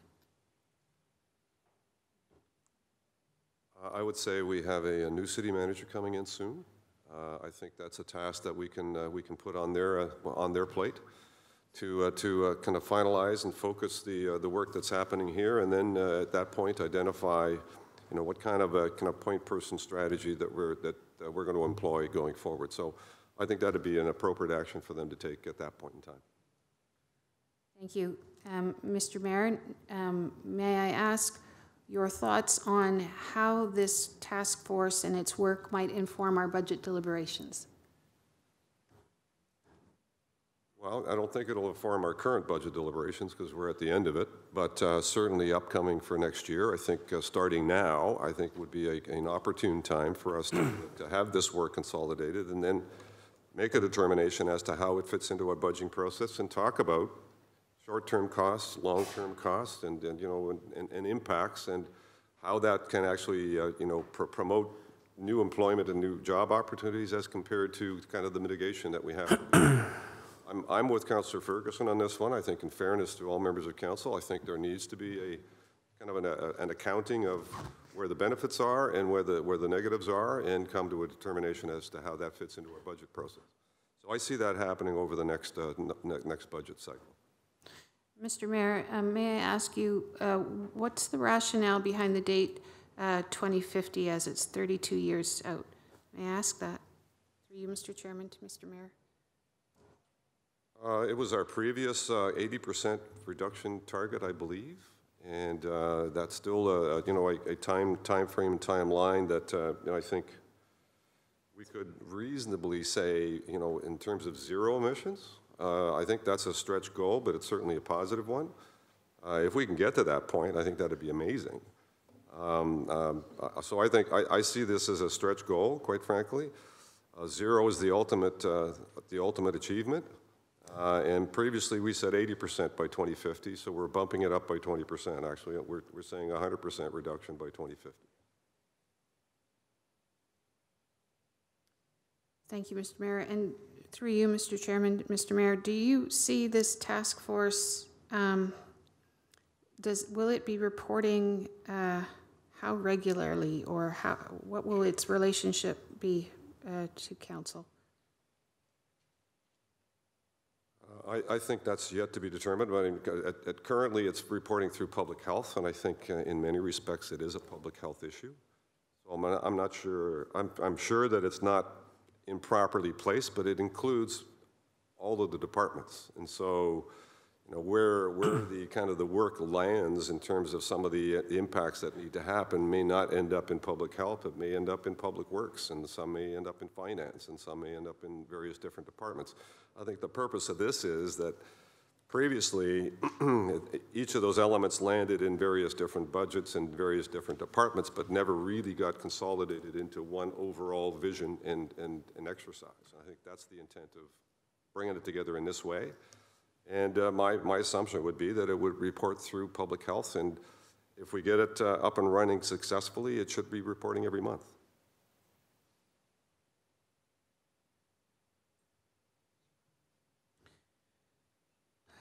Thank you. Those are my questions for now. Thank you, Councillor Wilson. We now have Councillor Clark.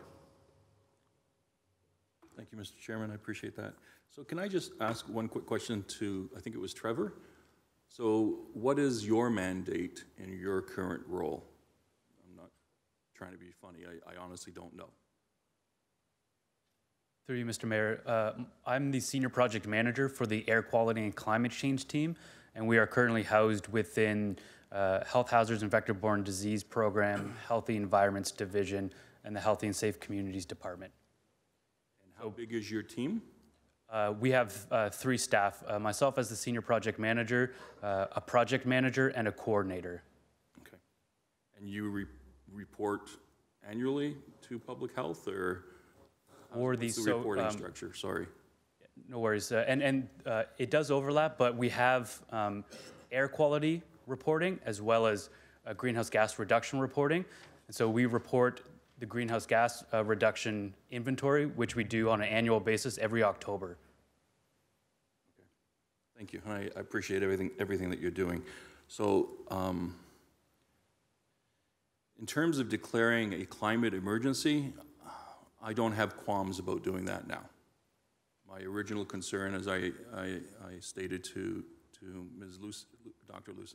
Lukasik, thank you. I appreciate that, Councillor. Take over? And I'm just being cheeky. I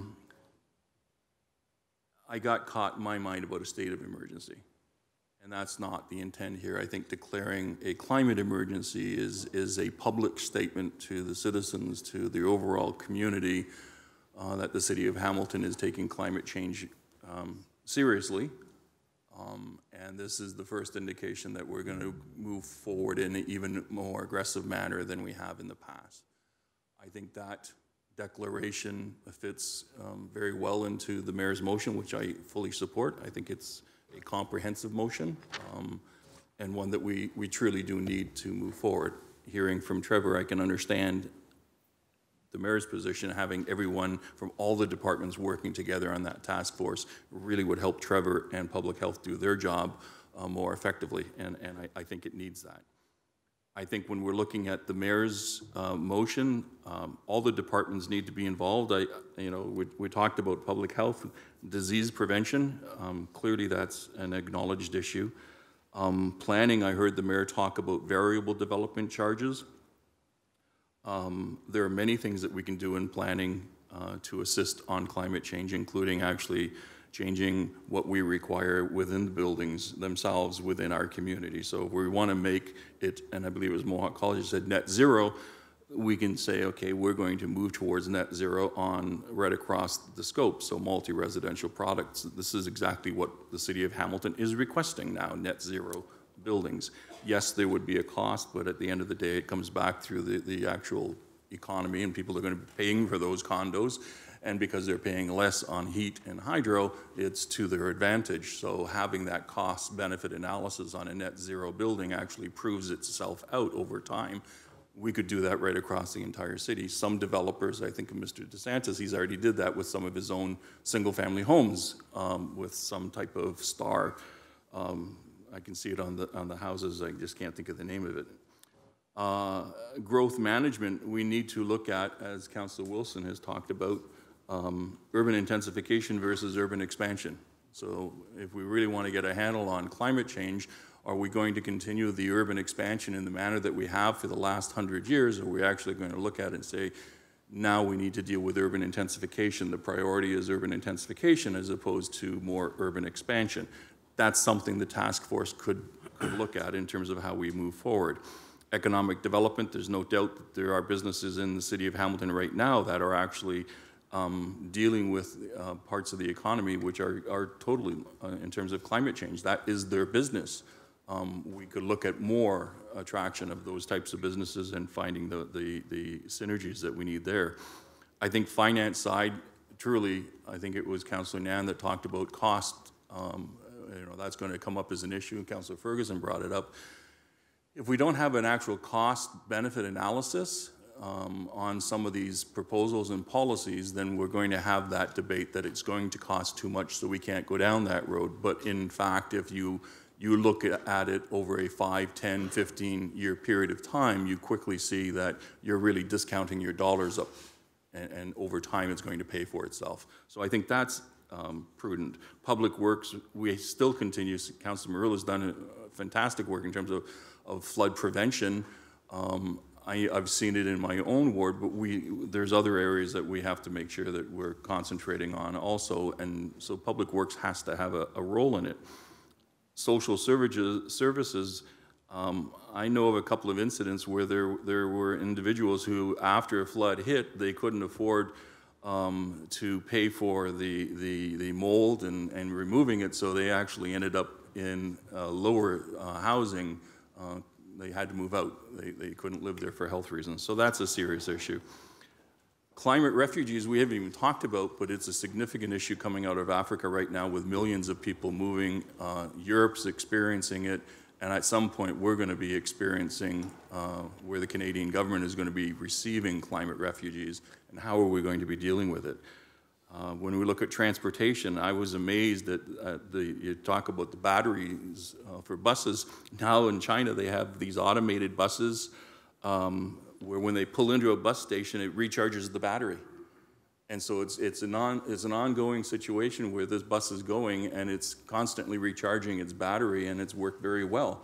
And it's low, and China has some serious issues with air quality, so they're moving yardsticks.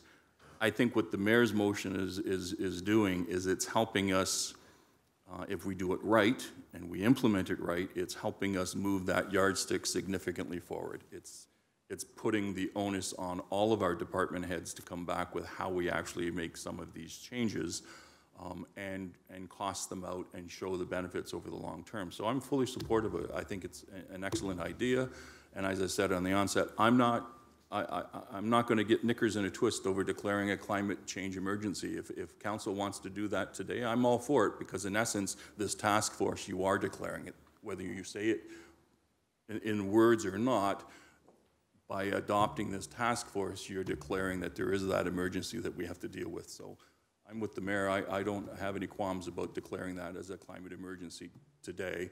And we'll go from there, but thank you very much for this motion.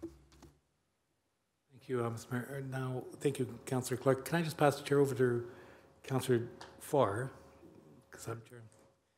Thank you. Okay, so through you, Mr. Chairman, I too am going to be supporting the motion. I'd like to just say a couple of things where I think we can expand upon in the therefore be it resolved.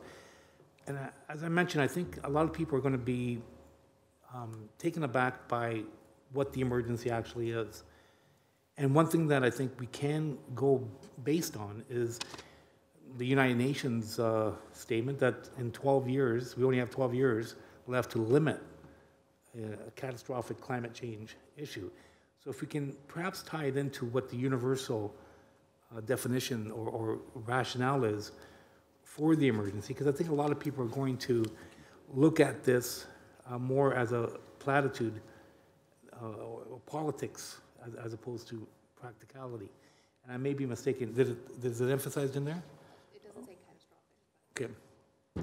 But if you can reference the United Nations resolution so that you can always reference back to it, it clearly states that the reason for this is that we only have 12 years left to limit the climate change catastrophe that we're faced with. Now, that's not us saying that. We're talking about a universal body that's all bought into that. So we can't be blamed for trying to exaggerate the issue itself. Also, I think it's important that when we put together the terms of reference, there are some key issues that I think that we need to focus in on. Primarily, the most important component is to get buy-in. And so we need a critical path on how we're going to get that buy-in, and that buy-in being from the public. Unless they take it seriously, we're not going to take it seriously. And I know that people talk about it's an investment rather than a cost, but we run on 4-year cycles here. And I can assure you that I've seen a lot of important stuff not funded because of political reasons, and that will continue. To suggest otherwise, I think, is being a little naive. So we need to look at the terms of reference, and we need to create an education and awareness strategy. We have to look at some of the confusing messaging over the years, from global warming to climate change to now a climate emergency. We need to look at tangible impacts on not taking action. So that in itself, I think, needs to be expanded upon. And the investment versus the expense kind of issues. So before we go down the road of doing anything, I think we need a massive communications plan and campaign to make this thing as much of a household issue and understood accordingly as a household issue before we move on to the next phase. And how we do that is really the question we need an answer to. And I think through this motion, if you can take that as a friendly amendment rather than my bringing forward a formal amendment, I'd appreciate that. It's just that under the therefore be it resolved that those issues be incorporated, just so that we can really start off on a solid foundation of having at least the campaign to have people understand what the issue actually is and where we're headed and why we're headed there, I think is really the key components to having the buy-in from the community. So if you accept that as a friendly, I'd really appreciate that, and I'll leave it at that. Not clear what the amendment is, though, so if you could kind of put it into words for me? Sure. It's right here. Do you want me to do it? Yeah. Okay. So under the therefore be it resolved, you have 1, 2, and 3. And then the Climate Change Task Force, identify gaps in current programs. And then under the 4th would be to establish a critical path and a terms of reference that will be a catalyst to education and awareness strategy regarding the history of global warming, climate change, and now the climate emergency as it pertains to the United Nations resolution of the 12-year limit before a catastrophic event, and the tangible impacts of not taking action, and the investment versus expense components of moving forward. Thank you. And now I'll take the chair back, and the floor is yours, Councillor Farr. Thank you. So that amendment then includes the words climate emergency. So by taking that as a friendly, then we would be then today declaring a climate emergency by what I just heard. Is that right? Yes, I would concur with the United Nations 12-year catastrophic climate emergency. You actually use the words, though, through to the mover of the amendment, climate emergency. So with reference to that, is it safe to assume that if that's built into the motion that we pass here today, hopefully, we are indeed then declaring a climate emergency? Yes, if that's the action item, that's correct. Okay, so all right. Just to be clear, and for the I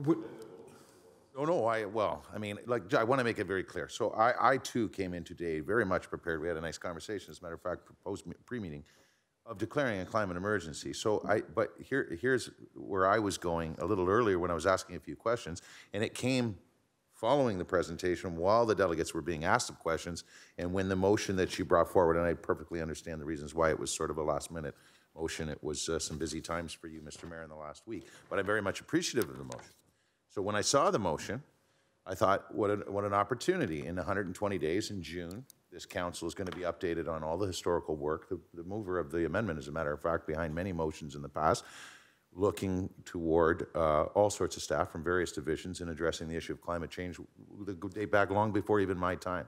In fact, the historical report back in June that we'll be receiving and that you're adding to in a great way with support today of this motion was Councillor Collins. It was about a year and a half ago, I think, or so, where he was asking, and we unanimously decided as a council we did need to put all our eggs in a row on what we've been doing historically and look at the budget ramifications of future climate action, which is a very prudent motion. Maybe it was about a year ago. So we're adding on to that as well, and that's just another example. So what I was simply referring to earlier when I spoke to this amendment, which I'll bring up at the appropriate time, and I'm again prepared to call an emergency today, but wouldn't it be better if all of us stood together in unanimity in a couple of months' time with all of that information, with some who may require a better understanding of what it means to the city to declare a climate emergency, who some will get a better understanding in just a few months' time on how to speak to their constituents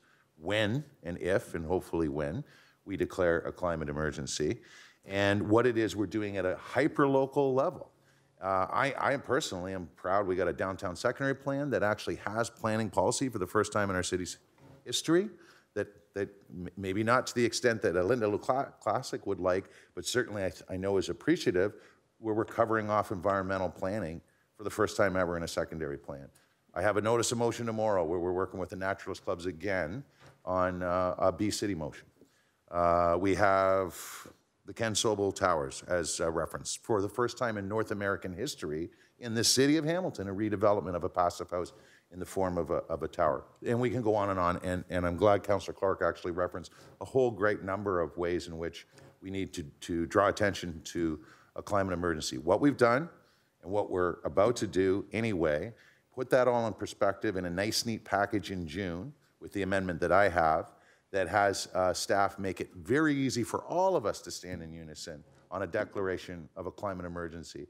This whole agenda item today, Mr. Mayor, began with a very good delegation saying the words, there's no one around this horseshoe that doesn't disagree climate change is real. And I completely believe those words and have for some time from Ian.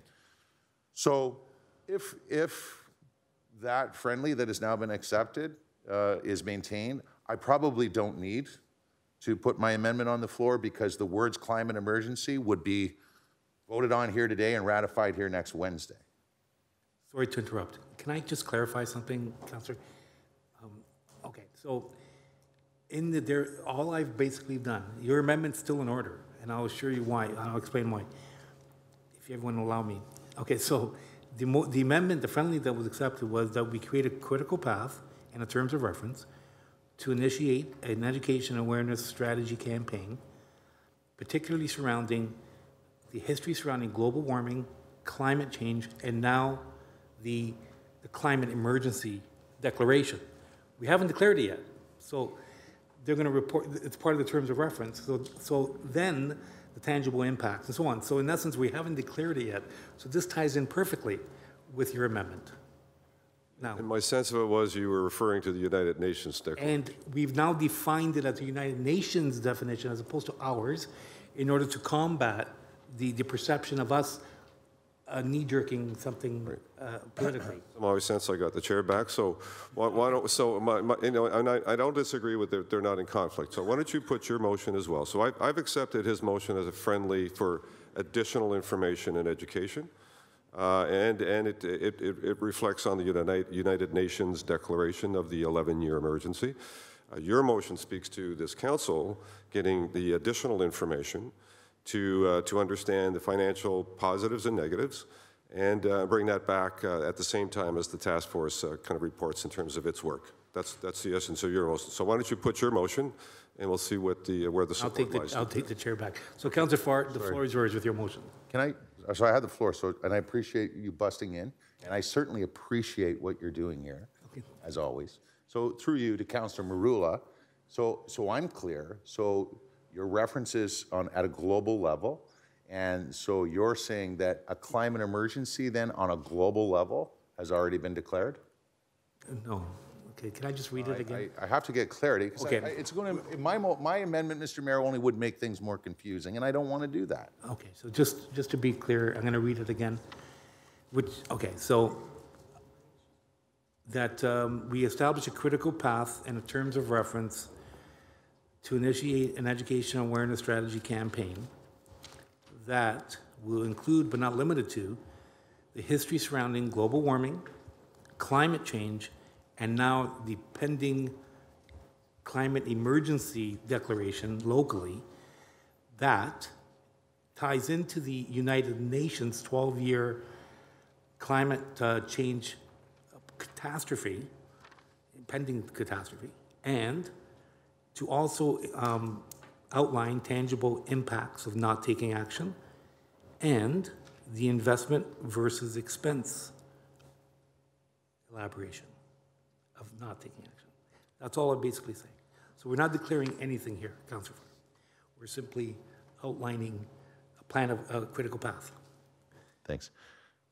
So, why don't you put your motion? That in June 2019, staff from Public Health report back on the historical financial impacts and the future budget considerations related to, when staff from Public Health report back on the historical financial impacts and the future budget considerations related to climate change, that they also advise on the City of Hamilton declaring a climate emergency. Okay. All right, so you want to second that, Councillor Ferguson? Seconded by Councillor Ferguson.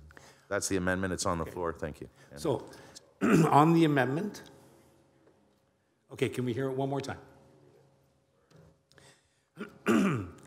That in June 2019, when staff from Public Health report back on the historical financial impacts and the future budget considerations related to climate change, that they also advise on the City of Hamilton declaring a climate emergency. That's what the motion is. Okay. And that's moved by Councillor Farr, seconded by Councillor Ferguson. Okay, so, and Madam Clerk would like to say something. Here's my opportunity, so to apologize, because I've messed up. So there was one delegate here that was supposed to speak to this issue, and I didn't get to him. So in the interim, so we're going to hear our delegate. In the interim, if you could draft a comprehensive copy of what was just put forward here, we can hand it out to everybody. Everybody can read it, and then we can make a final decision on the motion that's been put forward. And I apologize. That's totally my fault. Are we okay with that? Okay. So I'm going to call Ian Graham. Yep. I just want to add one slight change in detail. Subsection C, there's been some discussion about where this report should come back to, and it should come back to the Board of Health. Right. Yes. So that is another change. Okay. Thank you. And I'm going to apologize to Mr. Graham because I completely missed it. I'm very, very sorry. And the floor is yours for a brilliant 5 minutes, I'm sure. He's going to hold me to 5 minutes now. Yeah. He's going to hold me to 5 minutes, including introducing myself. So Ian Graham, I'm 65. I've been an entrepreneur all my life. I've run businesses. I got a master's of business administration years ago, master's of religious education. But that's all in the history books. Now I'm a farmer and a climate activist. And I have 2 daughters, and it's because of them that I'm here in front of you today. It's been very educational to be here. There is a slide deck coming up. Lorene, I presume, we'll trigger it shortly. But being here, watching you all work on this has been very helpful to me, because I've been working on it for 10 years to get my head around how serious this is. There's a shitstorm coming. You may as well not cut any slack on the thing. And you're ready to say yes. I didn't doubt that, actually. I figured you're already on side. The question is, will you duck it? Will you fake it? Or will you fight it? We want you to fight it. And you won't be able to do a cost-benefit analysis because it's never happened before. It's never been this big. Except, did somebody do a cost-benefit analysis to fight Hitler? Not a chance. So you need a framework It's where Councilor Marula was going with those conversational points about stepwise going into the picture. I sure hope my slides are going to get up here real soon. Otherwise, I'm going to have to ad-lib, and you're going to be listening to this voice. You're already on side. Here are the risks. You're going to bright side the problem to the public. We've had 30 years of bright siding it. What's happened? 2 generations have said, there's no problem. And now you've got a really big uphill battle to convince somebody that, in the street there, taxpayer and so on, and kid, that they've grown up, they've got a family started, they've got themselves well indebted, and they don't think there's a problem. Now you're going to change their story on them. That's a big problem. But we're all the cost of that. We're all sort of we can be held to account for that. We've got 12 years. We have to tell the whole story. We don't know how to do that. But we cannot not get into action. I guess, so Lorraine is looking for my slides. Does anybody know?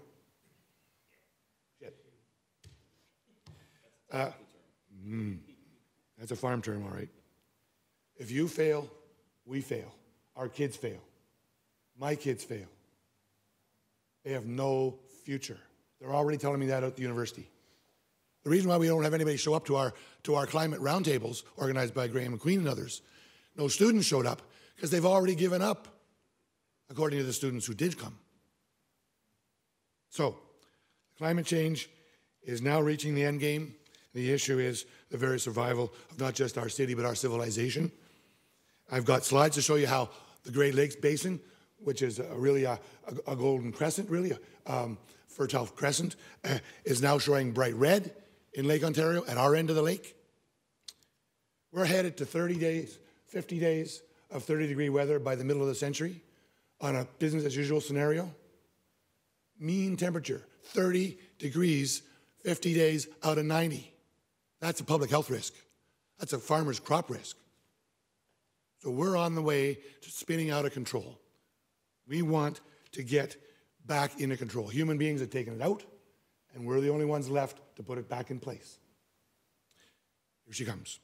So, be it resolved, Hamilton declares an existential climate emergency, now threatening our city, region, province, nation, civilization, humanity, and the natural world. Let's not forget, we don't exist here without the bugs, the microbes, the birds. Second, be it further resolved, we endorse a citywide just, it's going to be a key word, transition and climate emergency mobilization effort to reverse global warming, which ends, doing our part. We're the privileged few. We're the 1/10 of 1%. On a global scale, the 1% earns over $35,000. That doesn't hardly equal a living wage here in town. So justness matters, and we got to belly up to the bar. Secondly, that we fund and staff a department, a mobilization plan to upgrade and update existing goals, as we heard from Trevor, to reflect a 100% reduction in community greenhouse gas reductions, with the intent of becoming a carbon sink by 2030. I've just took 20 years off your goal. Thank you. Let's hear it. We only have 12 years. We need to commit to educating our residents, is that 1 minute, about the real and present dangers of climate emergency and catalyze this change. Those folks, I've got some how-tos to get there. Full community participation. Are you looking for my slides yet? Lorraine, are you the one that should be looking for my slides? Or should I just hit a button here and they're going to go?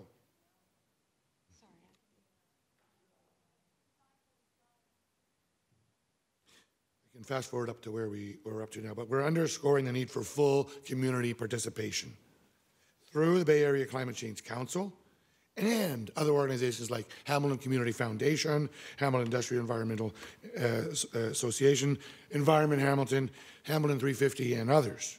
Does it matter what I've hit? What about if I just hit down here? You go. You hit. Okay. I know how to do this. Just give me the right button. Boom. Boom. Fast forward. You can go to that climateatlas.ca site yourselves and do a whole lot of what-if scenarios. It's mainly built for farmers out in the West, and they went right across the country with it. That's what I talked about stabilizing. We're heading out there to, no pointer, to hot out Earth. We're already on track for 4 to 5 degrees average global warming by the end of the century. No humans have ever lived over 1.5. That's the business as usual scenario. We can't go there. So we're getting environmental grief. We're getting general anxiety disorder as an epidemic, not just in this city, but all across the world. I read that one. I read that one. I read that one. I talked about education. I'm on board with you there. And now participation. We don't have a participative structure with this Bay Area Council. It was built to clean up a bay over here that had a few carp in it. I'm understating the case. But we had all the time in the world to fix it. We've got 12 years to be part of fixing the planet. There's heavy lifting to be done. This city can be part of it. If we don't be part of it, somebody else is going to have to lift higher, and they'll get the hernia. Vulnerable communities are going to be central. We heard about our drug addicts, but there's also our people on OSDP. We got our students, they're vulnerable too. We got to keep them at the table. We need to reframe the Bay Area Council. Purpose. Right now it's advisory with some implementaries, but no budget and barely any staff, and they don't have a clue how to tackle this thing. This is equivalent to C.D. Howe mobilizing Canada in 1944 to fight the Germans.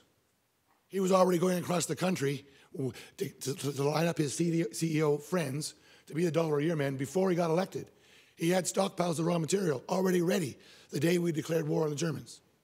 That's the kind of state of preparedness I'm asking you to consider. And to help this happen fast forward, a roundtable of eminent citizens could be done.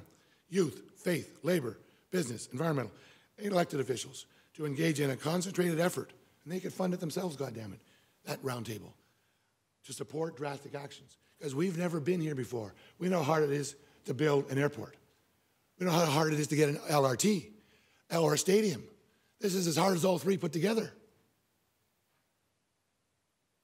So, in closing, let's not just try to get our own house in order, Mr. Mayor, Mayor Fred. Let's take the lead. In 1910, we were the electric city. That was on the headline of the spec because we had so many waterfalls. And 10 years ago, Richard Gilbert resuscitated that. We can go there again. We won't be the electric city. We'll be the carbon neutral city. Not even sustainable anymore. That's passé. This is a moving target that's moving so fast, we can't hardly keep up. It's a tsunami. And let's go and get those other cities going. Let's get the province going. Let's ask for these 6 things as a minimum. That's heavy lifting. But if we don't, we'll be looking our kids in the eyes and saying, you know what? We did our best, and it wasn't good enough. I'm sorry.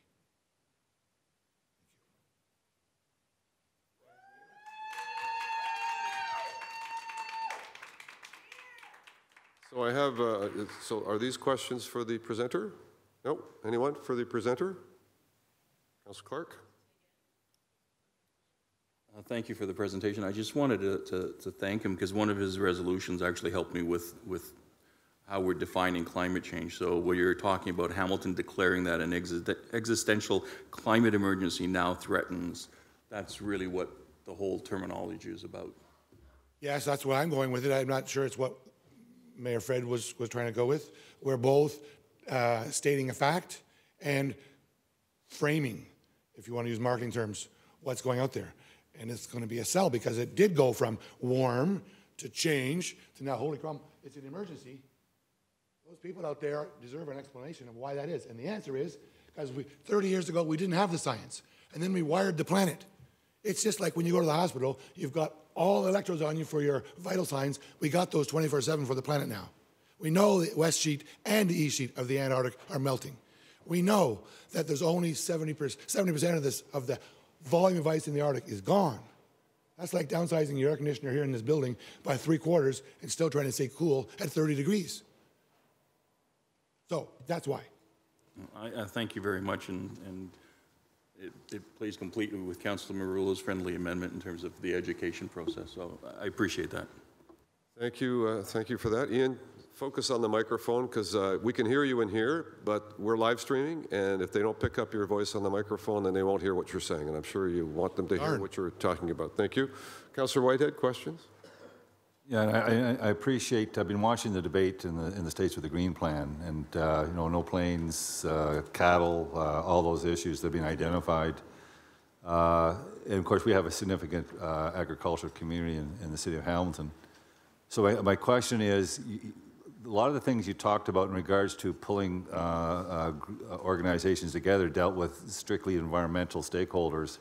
And yet, I would think that consensus building is important to ensure that we bring the industry in, the agriculture community into these, and be a partner in the discussions, as opposed to having one primarily ideological stakeholder at the table. Yes, totally. So you didn't talk about... You just did this thing too fast to not make a long enough list, and it wouldn't fit on the slide, but the Chamber of Commerce has to be there, the agricultural, the EFAO has to be there, farmers associations. I'm speaking to you guys tonight. Yeah, fair enough. And then the other question I have is, for example, we enter into free trade agreements, whether it's with Europe or NAFTA or many of those other agreements, and I think they've sort of addressed a little bit on the labor side with the NAFTA deal with Mexico. But what we don't often do is we expect not just the communities in Ontario and Canada, but Canada to be a leader in fighting climate change. And yet we don't incorporate within our trade agreements very strong language when it comes to environmental responsibility with the very countries we trade with. No, we don't. Darn. That's a slip up that's behind us now. Banana peel is behind us. We got to go from where we are. And like I said, it's heavy lifting time. We just need, in Quebec, 300 communities in Quebec have already signed on to climate emergency. That wasn't reported out, but that's another piece of the picture. I went and talked to the organizers down there. Why? They already notionally consider themselves, citizens do, in Quebec, as environmental culture. Mainly because they got the, James Bay electrical powers. So we need to do that heavy lifting to get up to speed to where Quebec is already, and let's be Hamilton, the electric city, and do it. Yeah, I appreciate. I think the point I'm making is that the imminent danger that you so eloquently addressed in your presentation,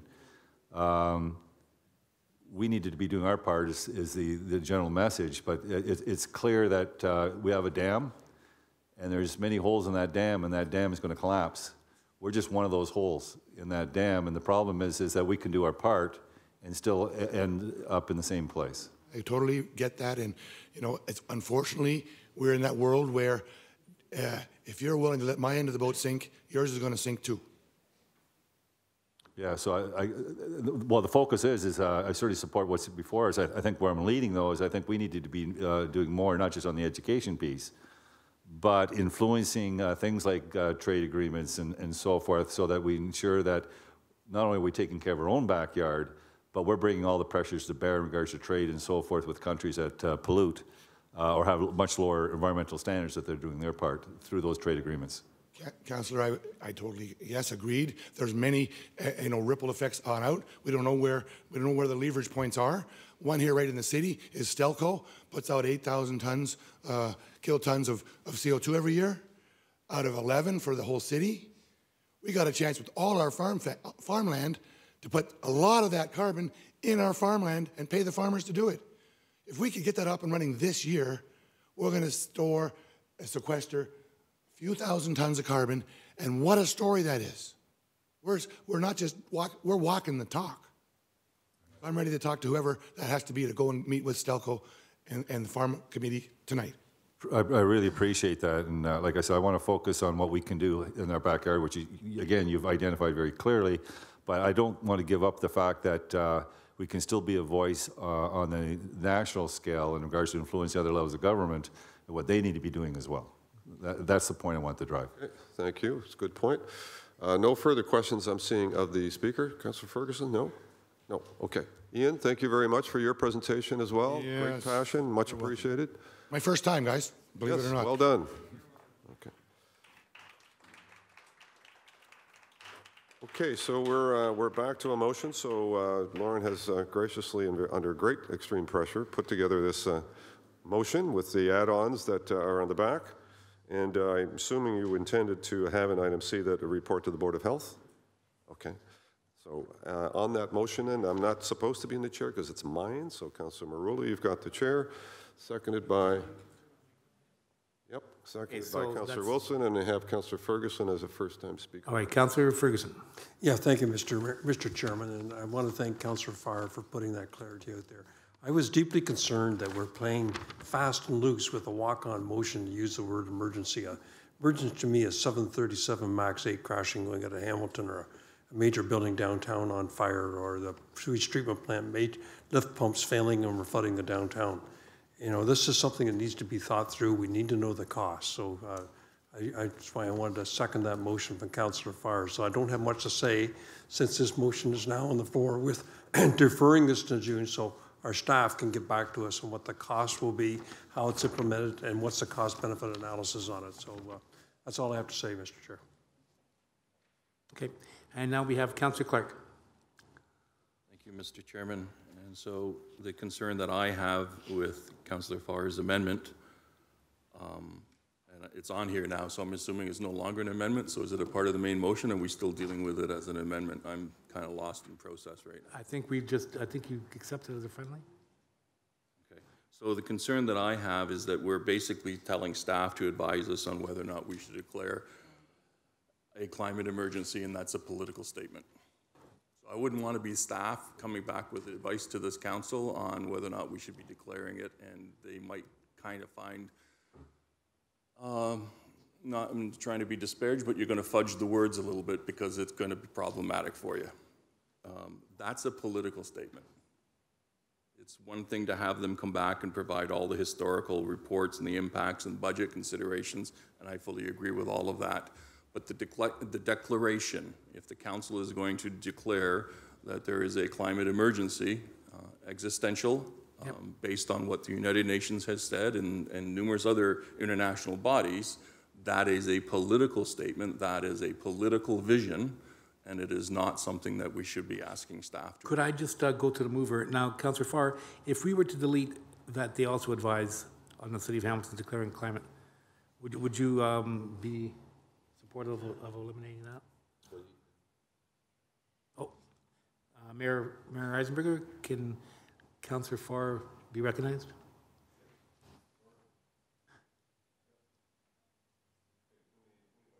Okay, somebody turn off their mic. Okay, Councillor Farr? Yeah, just eliminate E altogether then, because we already know staff are reporting back. Okay. I have no problem. I have no problem declaring a climate emergency today. I would like to see unanimity, and it's not going to happen today.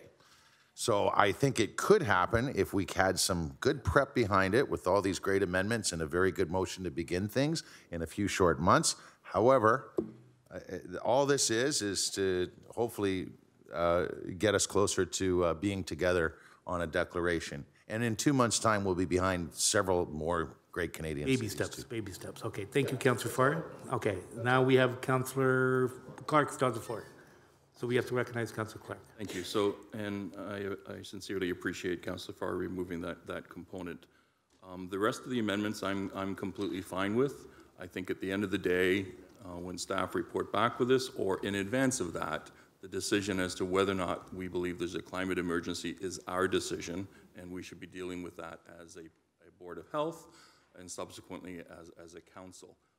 And as I said to the mayor earlier, I'm fine with making that declaration now, because in fact, having that declaration informs why we're doing all of this here.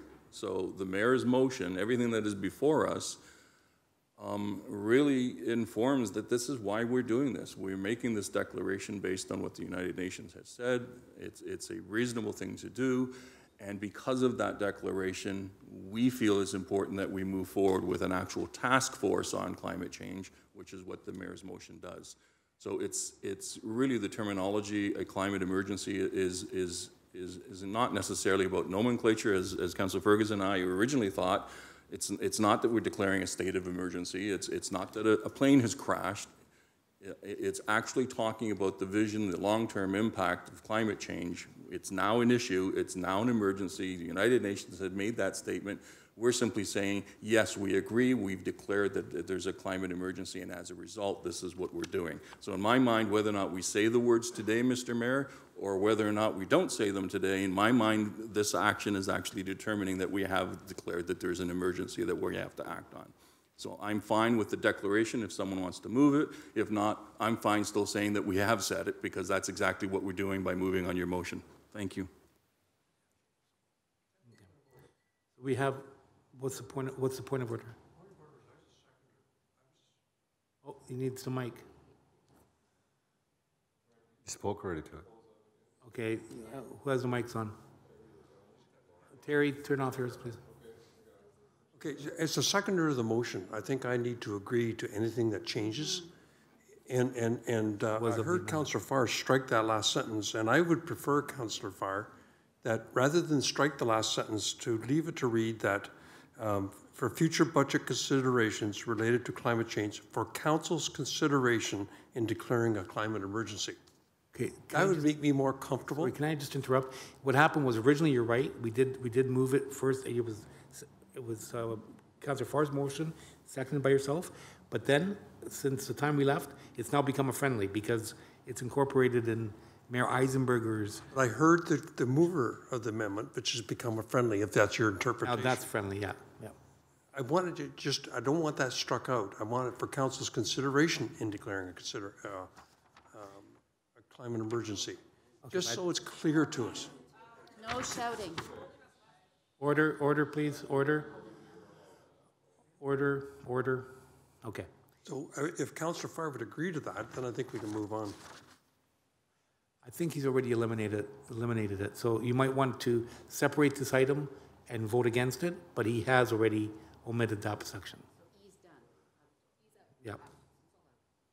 He's done. So you might, at the end of the day, it's up to you, Councillor. Well, I have a 4 o'clock meeting, so I think I'll go to that. Okay, that's a good idea.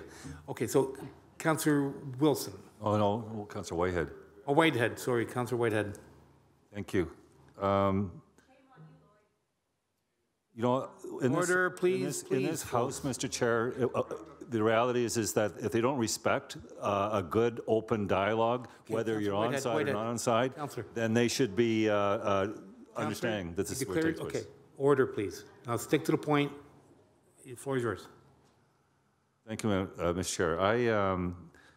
I'm trying to understand United Nations is a political body as well. You know, I don't necessarily agree with everything the United Nations does, especially on the Middle East issues, for example. So I don't think that's the barometer that I want to be measuring things up. The question is, what has the federal government, who has the wherefore-all, has the research, has the acumen and the ability to make these declarations, what position has the federal government taken place? Can somebody answer that question? I believe Canada's part of the United Nations, and I believe they supported it. They're just one body. What's the Canadian position? Federal government position?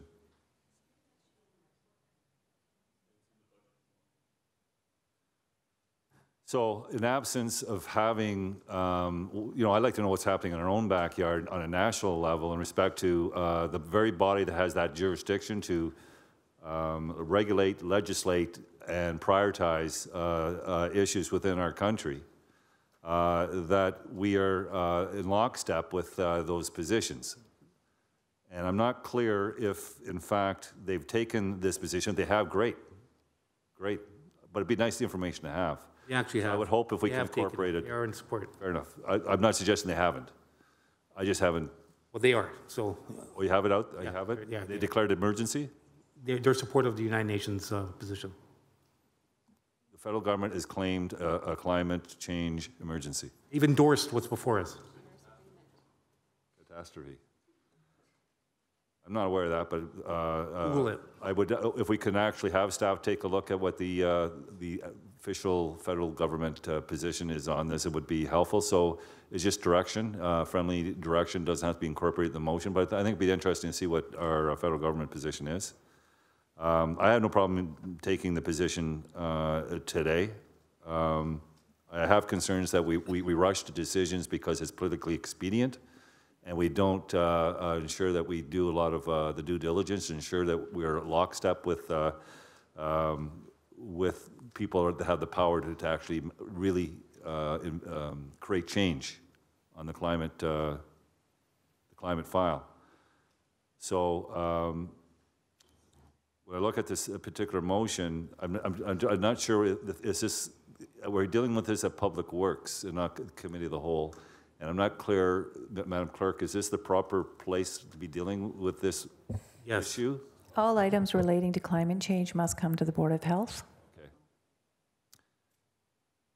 Okay, well, I'll be certainly supporting it, and I don't have a problem with the declaration. I just don't, I have concerns that without having a wholesome report in front of us to make decisions is a bit concerning for me, but I'll listen to my colleagues. Okay, Councillor Wilson. Thank you, Mr. Chairman. Through you to the Mayor, would you consider it a friendly amendment, I'm sorry, at A, to add that this multi-departmental task force be headed by the CAO, or the city manager? Because in the absence of someone driving it. It's assumed, yeah. Yep. It's assumed, but if you want to formally put it in, sure. I presume that, but if you want to put it into language, that's fine. Thank you. Second question I have with respect to the motion on B, additional B1, through you, Mr. Chairman, to the Mayor, additional actions to be taken to incorporate into existing plans and policies. My question to you is, that's the assumption that our existing plans are capable and able to deal with what most of us acknowledge to be an emergency. And I'm wondering how do we deal with, what if we don't have something that is able to, what if our existing plan as is not able to accommodate some of the recommendations? Is that, am I nitpicking here, or?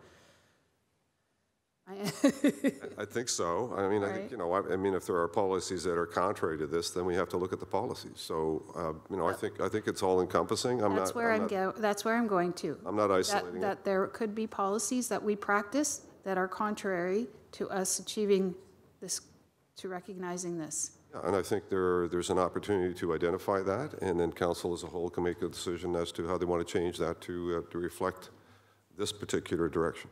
Okay, thank you. And I just had a question with respect to the new point 4 amendment, the very last phrase, and include the impacts of not taking such action. Just so I understand, the action is the declaration. Declaration? That's correct. Okay, thank you, Mr. Chairman. The declaration. So, but of not making a declaration, but we're not making a declaration? Right, but they're reporting back on making a declaration. No, I'm sorry, Mr. Chairman. I thought my colleague, Councillor Farr, was scrapping item point E. So if we don't take action based on the United Nations Declaration, what impacts are there in not taking action? So to establish a critical path in terms of reference, to initiate an awareness strategy campaign to encompass the history of global warming, climate change, and the United Nations Declaration on Climate Emergency, and include the impacts of not taking such action. So if we don't act on this issue, what impacts are there?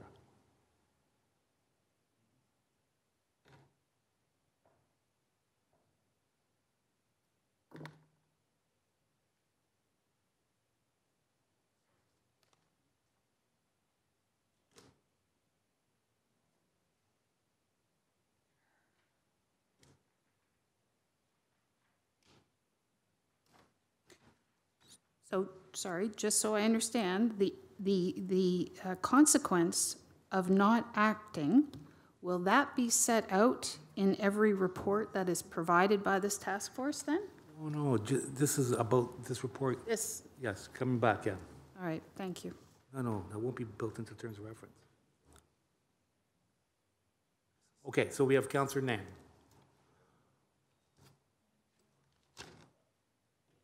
Thank you.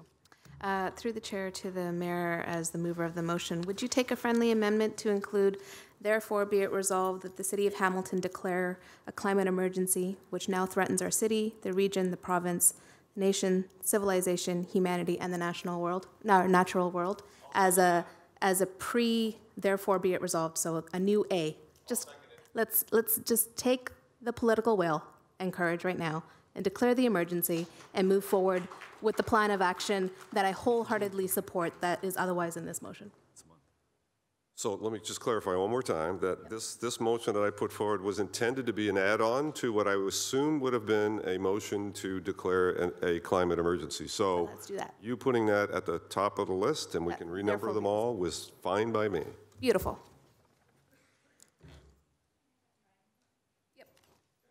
Okay, so that's moved and seconded? Oh, okay. Just added it as a friendly. I heard someone say second, so, all right, that's friendly. All right, now we have Councillor Danko. I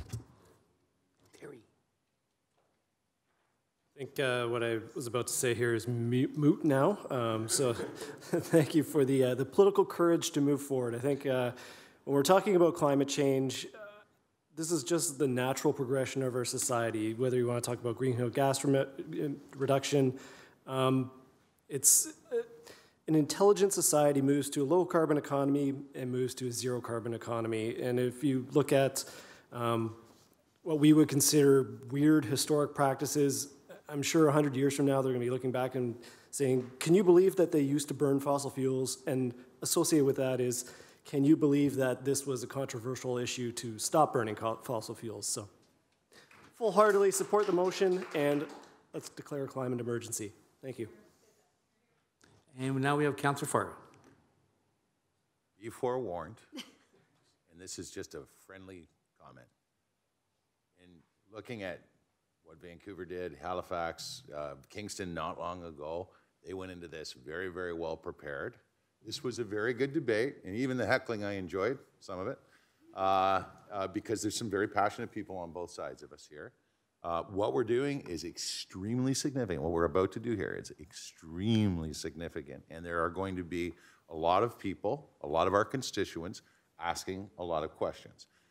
All we need to do, for those who maybe didn't realize just how well prepared Kingston went into this, how well prepared Halifax and other cities, how serious they're taking it, as we are here today, no doubt about it, is make sure that our constituents, not people here are very well-versed on this issue, are told that in a few months' time, thanks to this motion, there's going to be communication plans, there's going to be historical references to all the things that governments before this government have been doing, and all the things we intend to do in the future. So this June report is still very significant.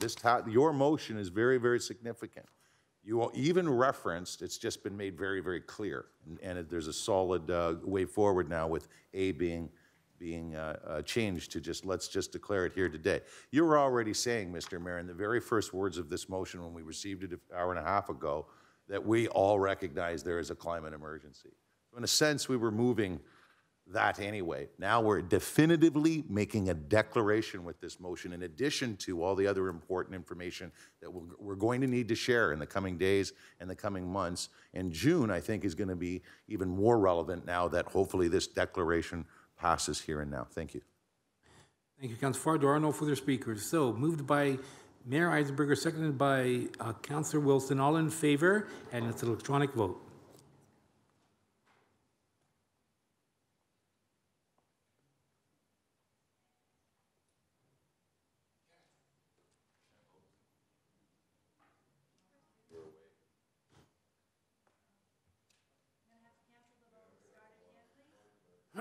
Okay, we have to recalibrate. All in favor?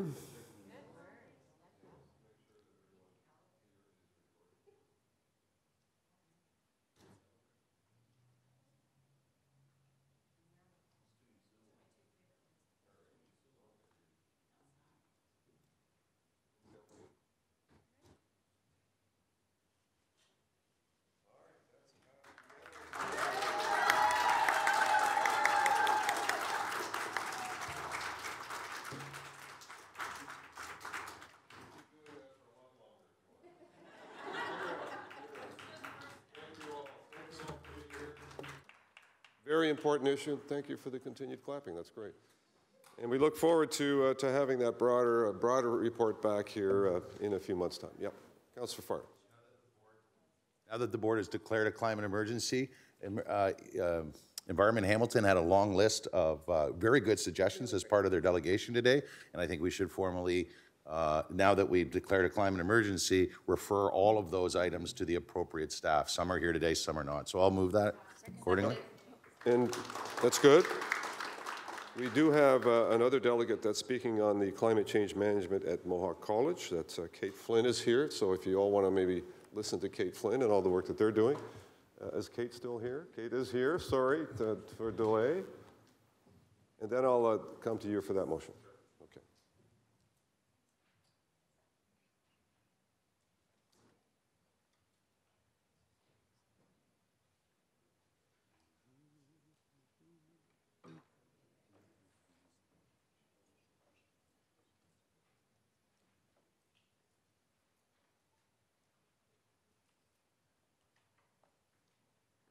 Dr. Richardson, yeah.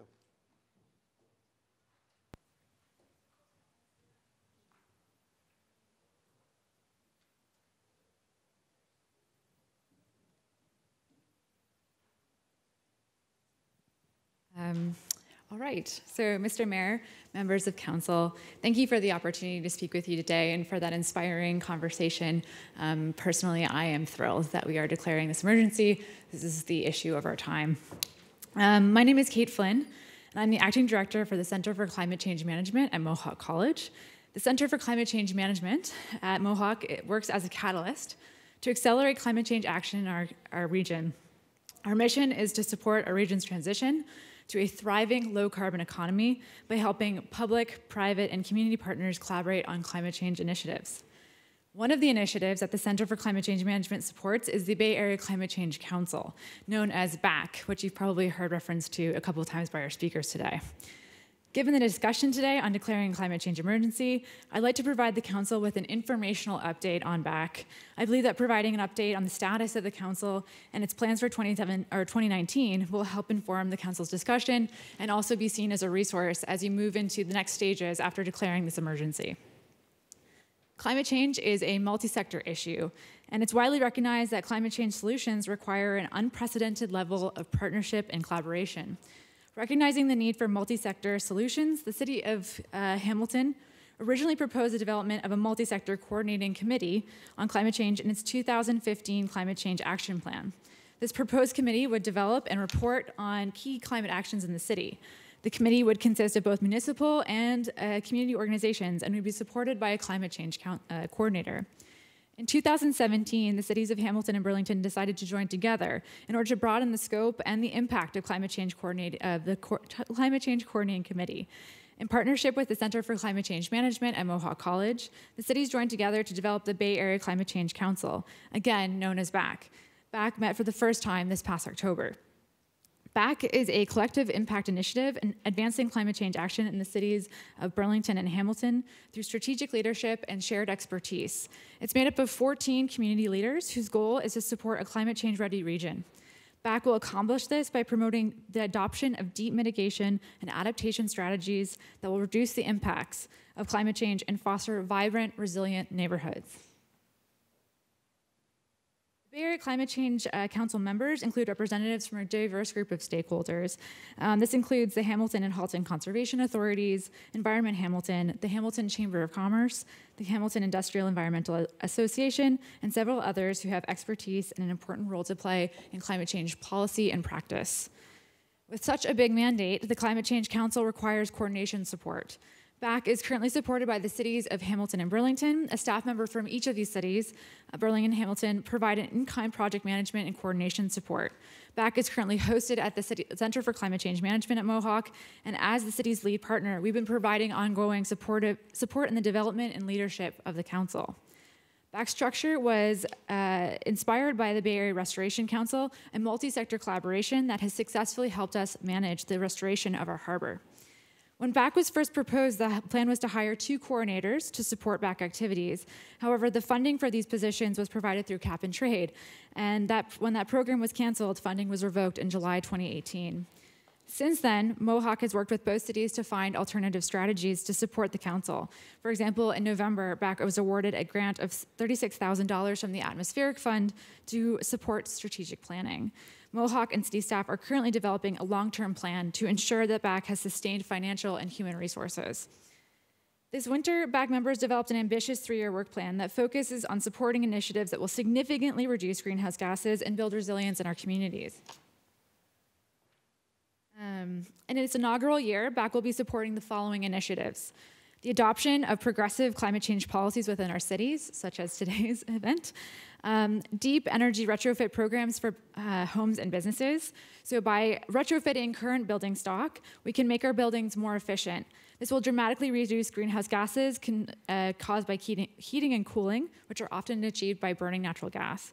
At the same time, this will actually improve our buildings for our citizens and reduce owners' and renters' energy bills. A second initiative that we'll be supporting is the sustainable transportation strategies to reduce greenhouse gas emissions. Transportation accounts for 35% of Ontario's greenhouse gas emissions, and supporting smart transportation solutions will not only significantly reduce greenhouse gases, but it will also improve the lives of our citizens. And finally, the council will be supporting low-carbon supply chain solutions for our food sector. The council will be advocating for the protection of our agricultural lands to ensure that Hamiltonians can access local food. Local food travels far smaller distances than imported food, which reduces greenhouse gas emissions while also supporting our agricultural communities and reducing waste within the supply chain. Within the next 2 months, BAC will be creating 3 working groups known as the implementation teams. Each of these Bay Area climate change implementation teams will focus on key areas of action in buildings, transportation, and food. The Bay Area climate change implementation teams will be working groups of experts who will collaborate to implement climate change initiatives and monitor progress, as well as accelerating the use of resources within our cities. The vision for these teams is to share resources, best practices, amplify work already being done in the community by providing additional resources and in-kind support. As with the council, the implementation teams will be multi-sector collaborations. As with the it is expected that the implementation teams will be made up of local businesses, community organizations, and government officials. It is the hope of the Bay Area Climate Change Council that municipal staff will be able to participate on the implementation teams under the direction of this council. Overall, the Bay Area Climate Change Council is poised to drive solutions and help Hamilton become a leader on climate change. To do so, BAC will need the continued support of both the cities of Hamilton and Burlington, as well as our community. The purpose of today's delegation was to provide an update to our city council members on the status of the BAC initiative. I hope that this helps inform today's conversations and those going forward, and further work on climate change in our community. Thank you for your time today. Great, thank you very much, Kate, and I apologize again, you kind of got tagged on at the end of this, but all fits in very nicely with where all of this is going, so thank you for that great work. Any questions of Kate Flynn of the Center? Hearing not, can I have a motion? Oh, sorry, Councillor Wilson. Thank you very much for your presentation, your delegation. I just wanted to make sure I understood your funding model. You referenced, of course, the termination of some provincial program and your success in tapping into the Atmospheric Fund. I'm just wondering if you could comment, though, on your funding model per se now and moving forward. Yeah, absolutely. So thank you for that question. Originally, we were supposed to have a secretariat function to the council to ensure that things were able to move forward at the speed at which they need to. So there was supposed to be 2 coordinators paid for through the Cap and Trade program who would be Mohawk employees, but would be under the direction somewhat of both cities. So they would be shared resources between the cities to, again, help coordinate the actions that need to happen through the council. Unfortunately, when Cap and Trade was canceled, those positions are no longer funded. So in its stead, we've been able to successfully use resources. 50% of the City of Hamilton staff members' time is dedicated to the council, as well as Burlington's, and then also the Center for Climate Change Management has actually stepped forward. So we will be continuing to look for funding to actually help, again, provide support to those that kind of core secretariat function of the council. We don't have the coordinators that we need at this moment in time, but we're confident that we can move forward and be able to find sustained funding in the long term.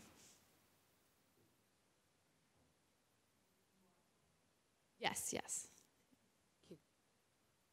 Okay, thank you very much. Good question. Can I have a motion to receive that presentation? Moved by Clark, seconded by Whitehead. All in favor? Carried. Thank you. Thank you, Kate, very much. Thank you. For your presentation and your good work on the center and an upcoming symposium coming up. What's the date of that?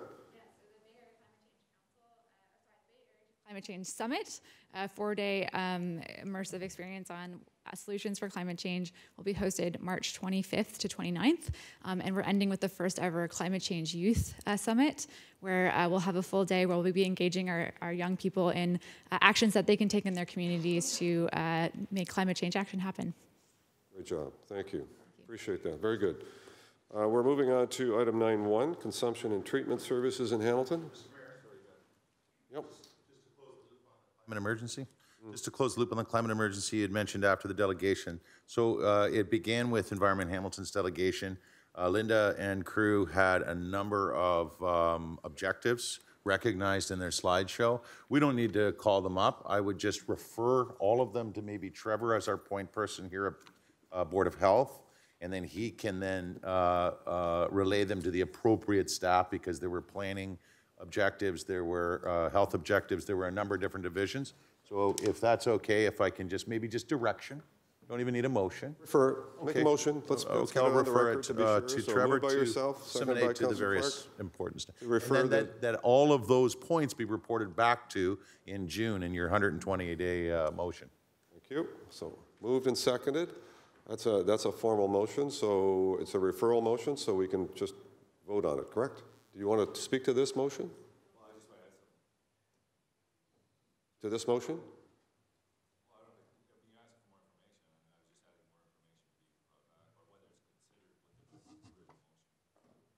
So it doesn't matter if I incorporate it here or incorporate it elsewhere, but I was just looking at the UN talking about $5,500 per ton of carbon, which is estimated at a $12 increase per liter of gas. It also talks about reduction of red meat consumption, and we have a significant agriculture community. So is that going to be all the stuff that came out of the United Nations is going to be incorporated within the report that's coming back in regards to what it means in the city of Hamilton? Agriculture and is part of it, and agriculture. It's getting right into the consumption of the types of foods and so forth as well. I just wondering what level we're going at this, because it's contained apparently rated within the UN recommendations. Paul Johnson. Through the mayor, we will try and be as comprehensive as possible, but we're sitting here at March, whatever, and looking forward to June. So I think we've listened. All of us have listened to what's been discussed here, including the last comment you just made, Councillor. We'll try and take that on. I just want to set an expectation that there may be more work that comes out of it that the task force will have to go into. I think what we're trying to do is set some of the conditions for success, the conditions for discussion that we'll need to delve into further. For instance, there is no way we can provide you with the comprehensive budget impact of this over the next X number of years. I mean, you're not expecting that, I know, but I think it's important to state that what we'll be able to do is dive into where there are some issues and where we'll need to spend some time and energy, provide some context for that, but in just a couple of months to set forward your budget and your policy statements for the next number of years is just not possible. But we're going to take a good start at putting some more specificity on what those next steps actually look like. Appreciate it. Thank you. Thank you. Councillor Farr? Okay, thank you. So before we get to the next upcoming item, we have a person that's going to present a delegation. So I was going to waive that. They have a timeline issue, sorry? I was going to waive it. This is one area where I think we're all unanimous and we require no debate. I was going to waive it and move the recommendations. But we have a presenter. So we have someone here that's been waiting to present. Michelle. Yeah, it's Michelle Baird, isn't it? No, this is not staff. Oh, it's delegation. My apologies. No, absolutely. Delegation, yes. Yep, that's fine. So I'm going to invite Danielle Delontonville of Keeping Six to join us up here.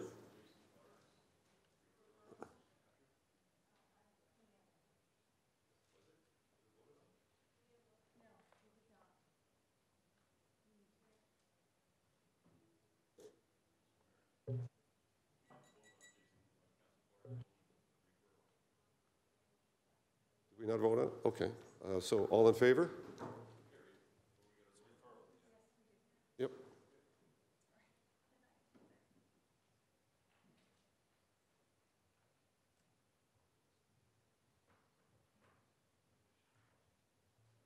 Okay, that's carried. Thank you.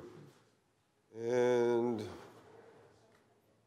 we have Danielle and others. So did you want to introduce everyone that's there, please?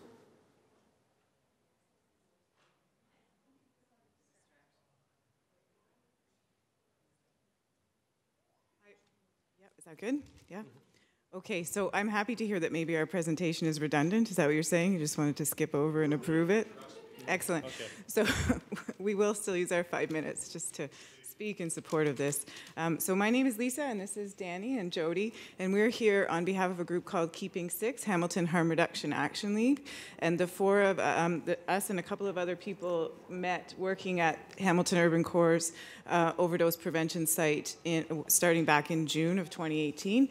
And we realized pretty quick off the hop that there was going to be a need for an organized voice in the community of people who are struggling with issues of addiction and poverty. And so that's what we did. We formed a group, and that's who we are. And we have since then put on a public forum in the city in support of overdose prevention sites. What we're talking about today is consumption and treatment services.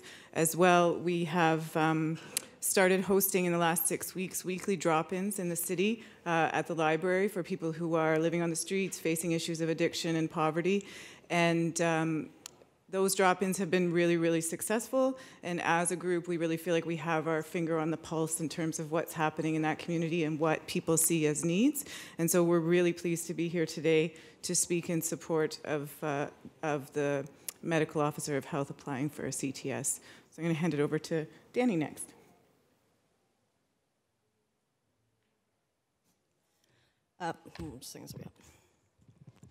First off, I'd like to thank all of you for allowing us to speak today. My name's Danny. In June 2018, I was offered a position as a peer support worker at Hamilton's first OPS, overdose prevention site, the first legal one. I was offered a position as a peer support worker. For those of you who don't know what a peer support worker is, it's someone with lived experience who brings their expertise and life experience to places like an OPS, soon to be renamed a CTS, consumption and treatment service. I'd like to fully support Public Health's application for a second CTS. Hamilton needs more than one. The current OPS is so busy, people are not receiving the treatment and the full care they deserve. There's such a high volume of clients needing access to use the OPS that people are rushed in and out in trying to get everyone in. It's frustrating because not everyone is able to wait. Unfortunately, sometimes, a lot, they end up leaving and using outside, and we can't keep an eye on them there or take care of them very well 100%. In working at the OPS, I was fortunate enough to work with some amazing people through public health, the public health nurses. They were all very caring and went above and beyond to help people feel safe and unjudged. They treated the peers, the peer support workers, as equals and continuously made it known to the peer supporters how much they valued our contribution and recognized the importance of having people with lived experience working at places like these. I enjoyed working alongside with all of them, mostly. We learned so much from each other, we really did. Having worked at the current OPS, there's no doubt in my mind that there's enough demand in the city for another life-saving site. Great, thank you. Thank you. Well done.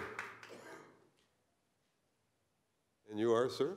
Hello, I'm Jody Ans. I'm also a peer support worker that was at the first OPS, and I'm from Keeping Six.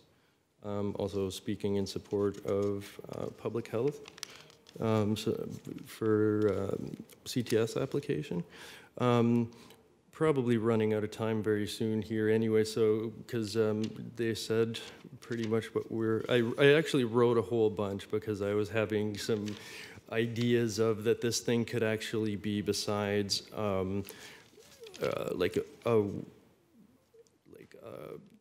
sorry, excuse me, because I actually wrote a lot and I don't have time to get through it now.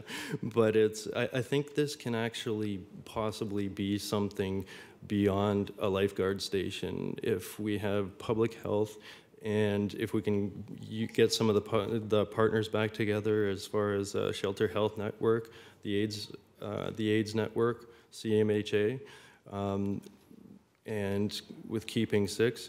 Public Health has somewhat asked us to be a part of this thing, and we'd be more than happy to take part because I can see that more than just a lifeguard station for people spiraling down, this could actually be a focal point for some real positive change to occur. Unfortunately, I don't have time to go through all this big speech that I wrote, but I'm sure you would have loved it. Well, let's hear it. Now that you're here, you might as well give it to us.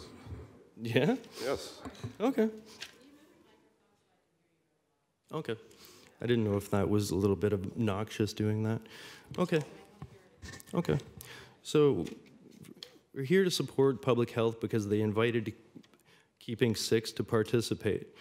Besides being passionate about harm reduction and the overdose crisis, K6, as we call it in short, holds as a philosophy the importance of the sites being peer operated, well, at least being partnered with medical and support staff, but being peer operated, at least as an important aspect of it. Partnered with medical and support staff, with true engagement between people who use drugs. Frequently we use this acronym PWUD, those in recovery, medical and peer support and staff. Isolation and incarceration of addicts and the threats thereof, legal and social, has worked for precious few family interventions, where others have been released from jail into states of homelessness, helplessness, and the same cycles of substances to cope. We as a group are for coercion-free harm reduction, keeping people alive and well, and free from stigmatization, to provide an environment where self-esteem can heal. When a person is ready and wants to change, change will happen.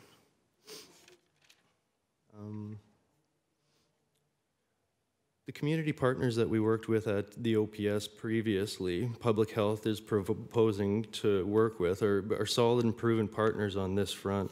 We continue to have healthy and productive relationships with Shelter Health Network and the AIDS Network, CMHA, on an organizational level as well as a personal level.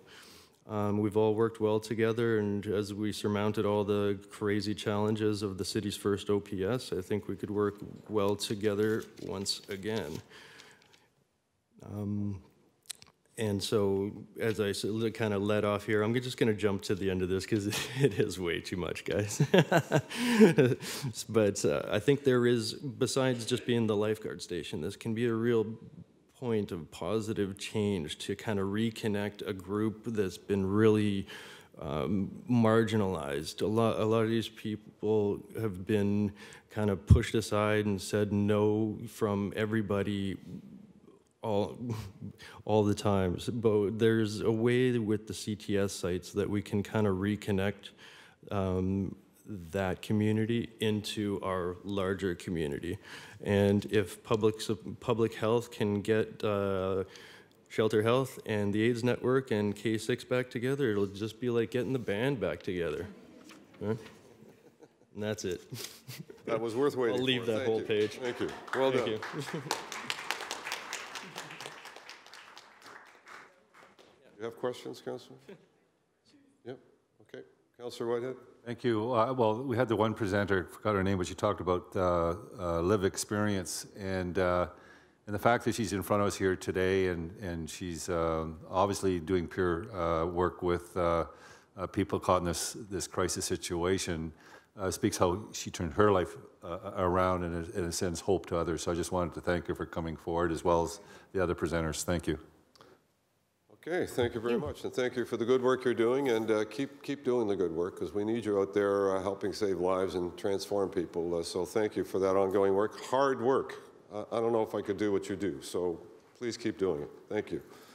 Motion to receive the presentation, moved by Pearson, seconded by Johnson. All in favor? Carried. Thank you. Can I have then, you are going to dispense with the presentation? Okay. Coming to you. Sorry, I was looking at you, but well, I I wasn't think our seeing. delegates did a great enough job to convince anybody who might have been on the fence around this horseshoe. So I would waive Michelle's presentation.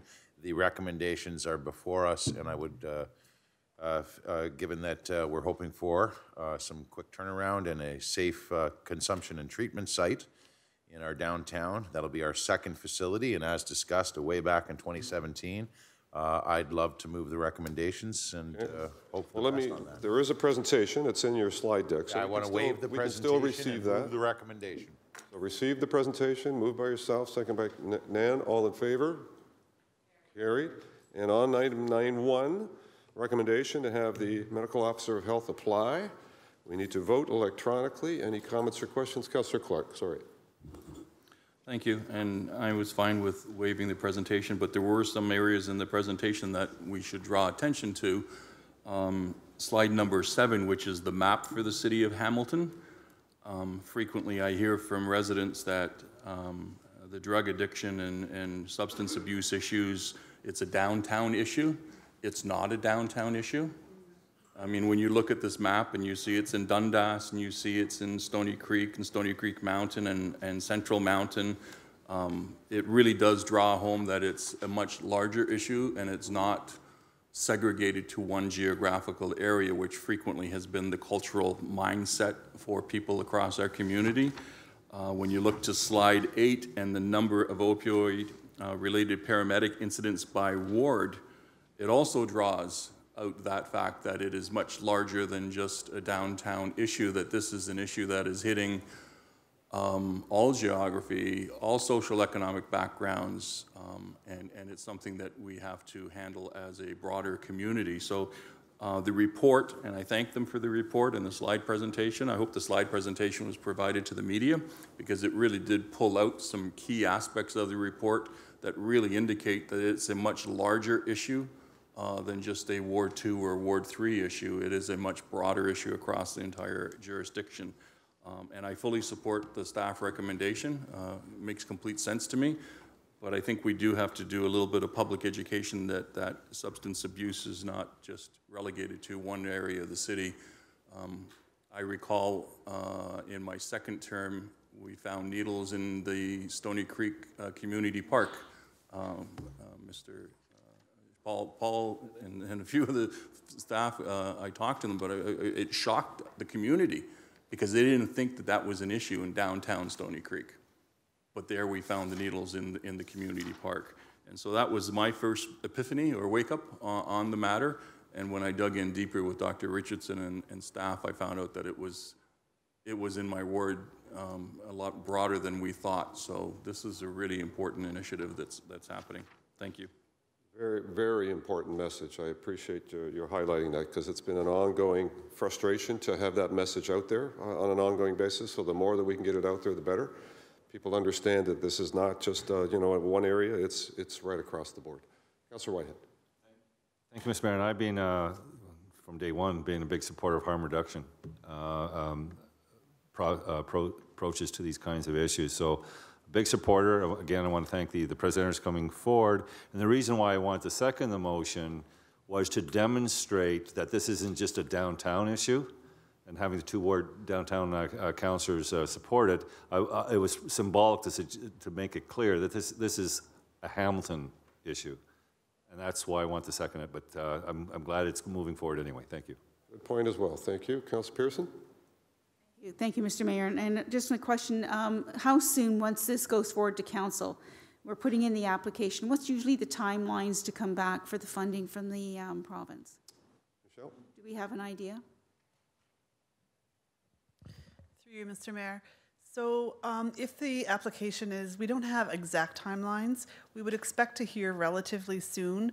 It would really be based on the completeness of the application. So we've been working already to put together, so we'll put together a comprehensive application and hopefully we'll get a fairly quick turnaround time. Super, and you'll keep us posted on that? Thank you. Absolutely. Thank you. Great, thank you. So we have a motion to approve item 9.1, the staff report. Moved and seconded. All in favor, electronic vote. Coming up. Here we go.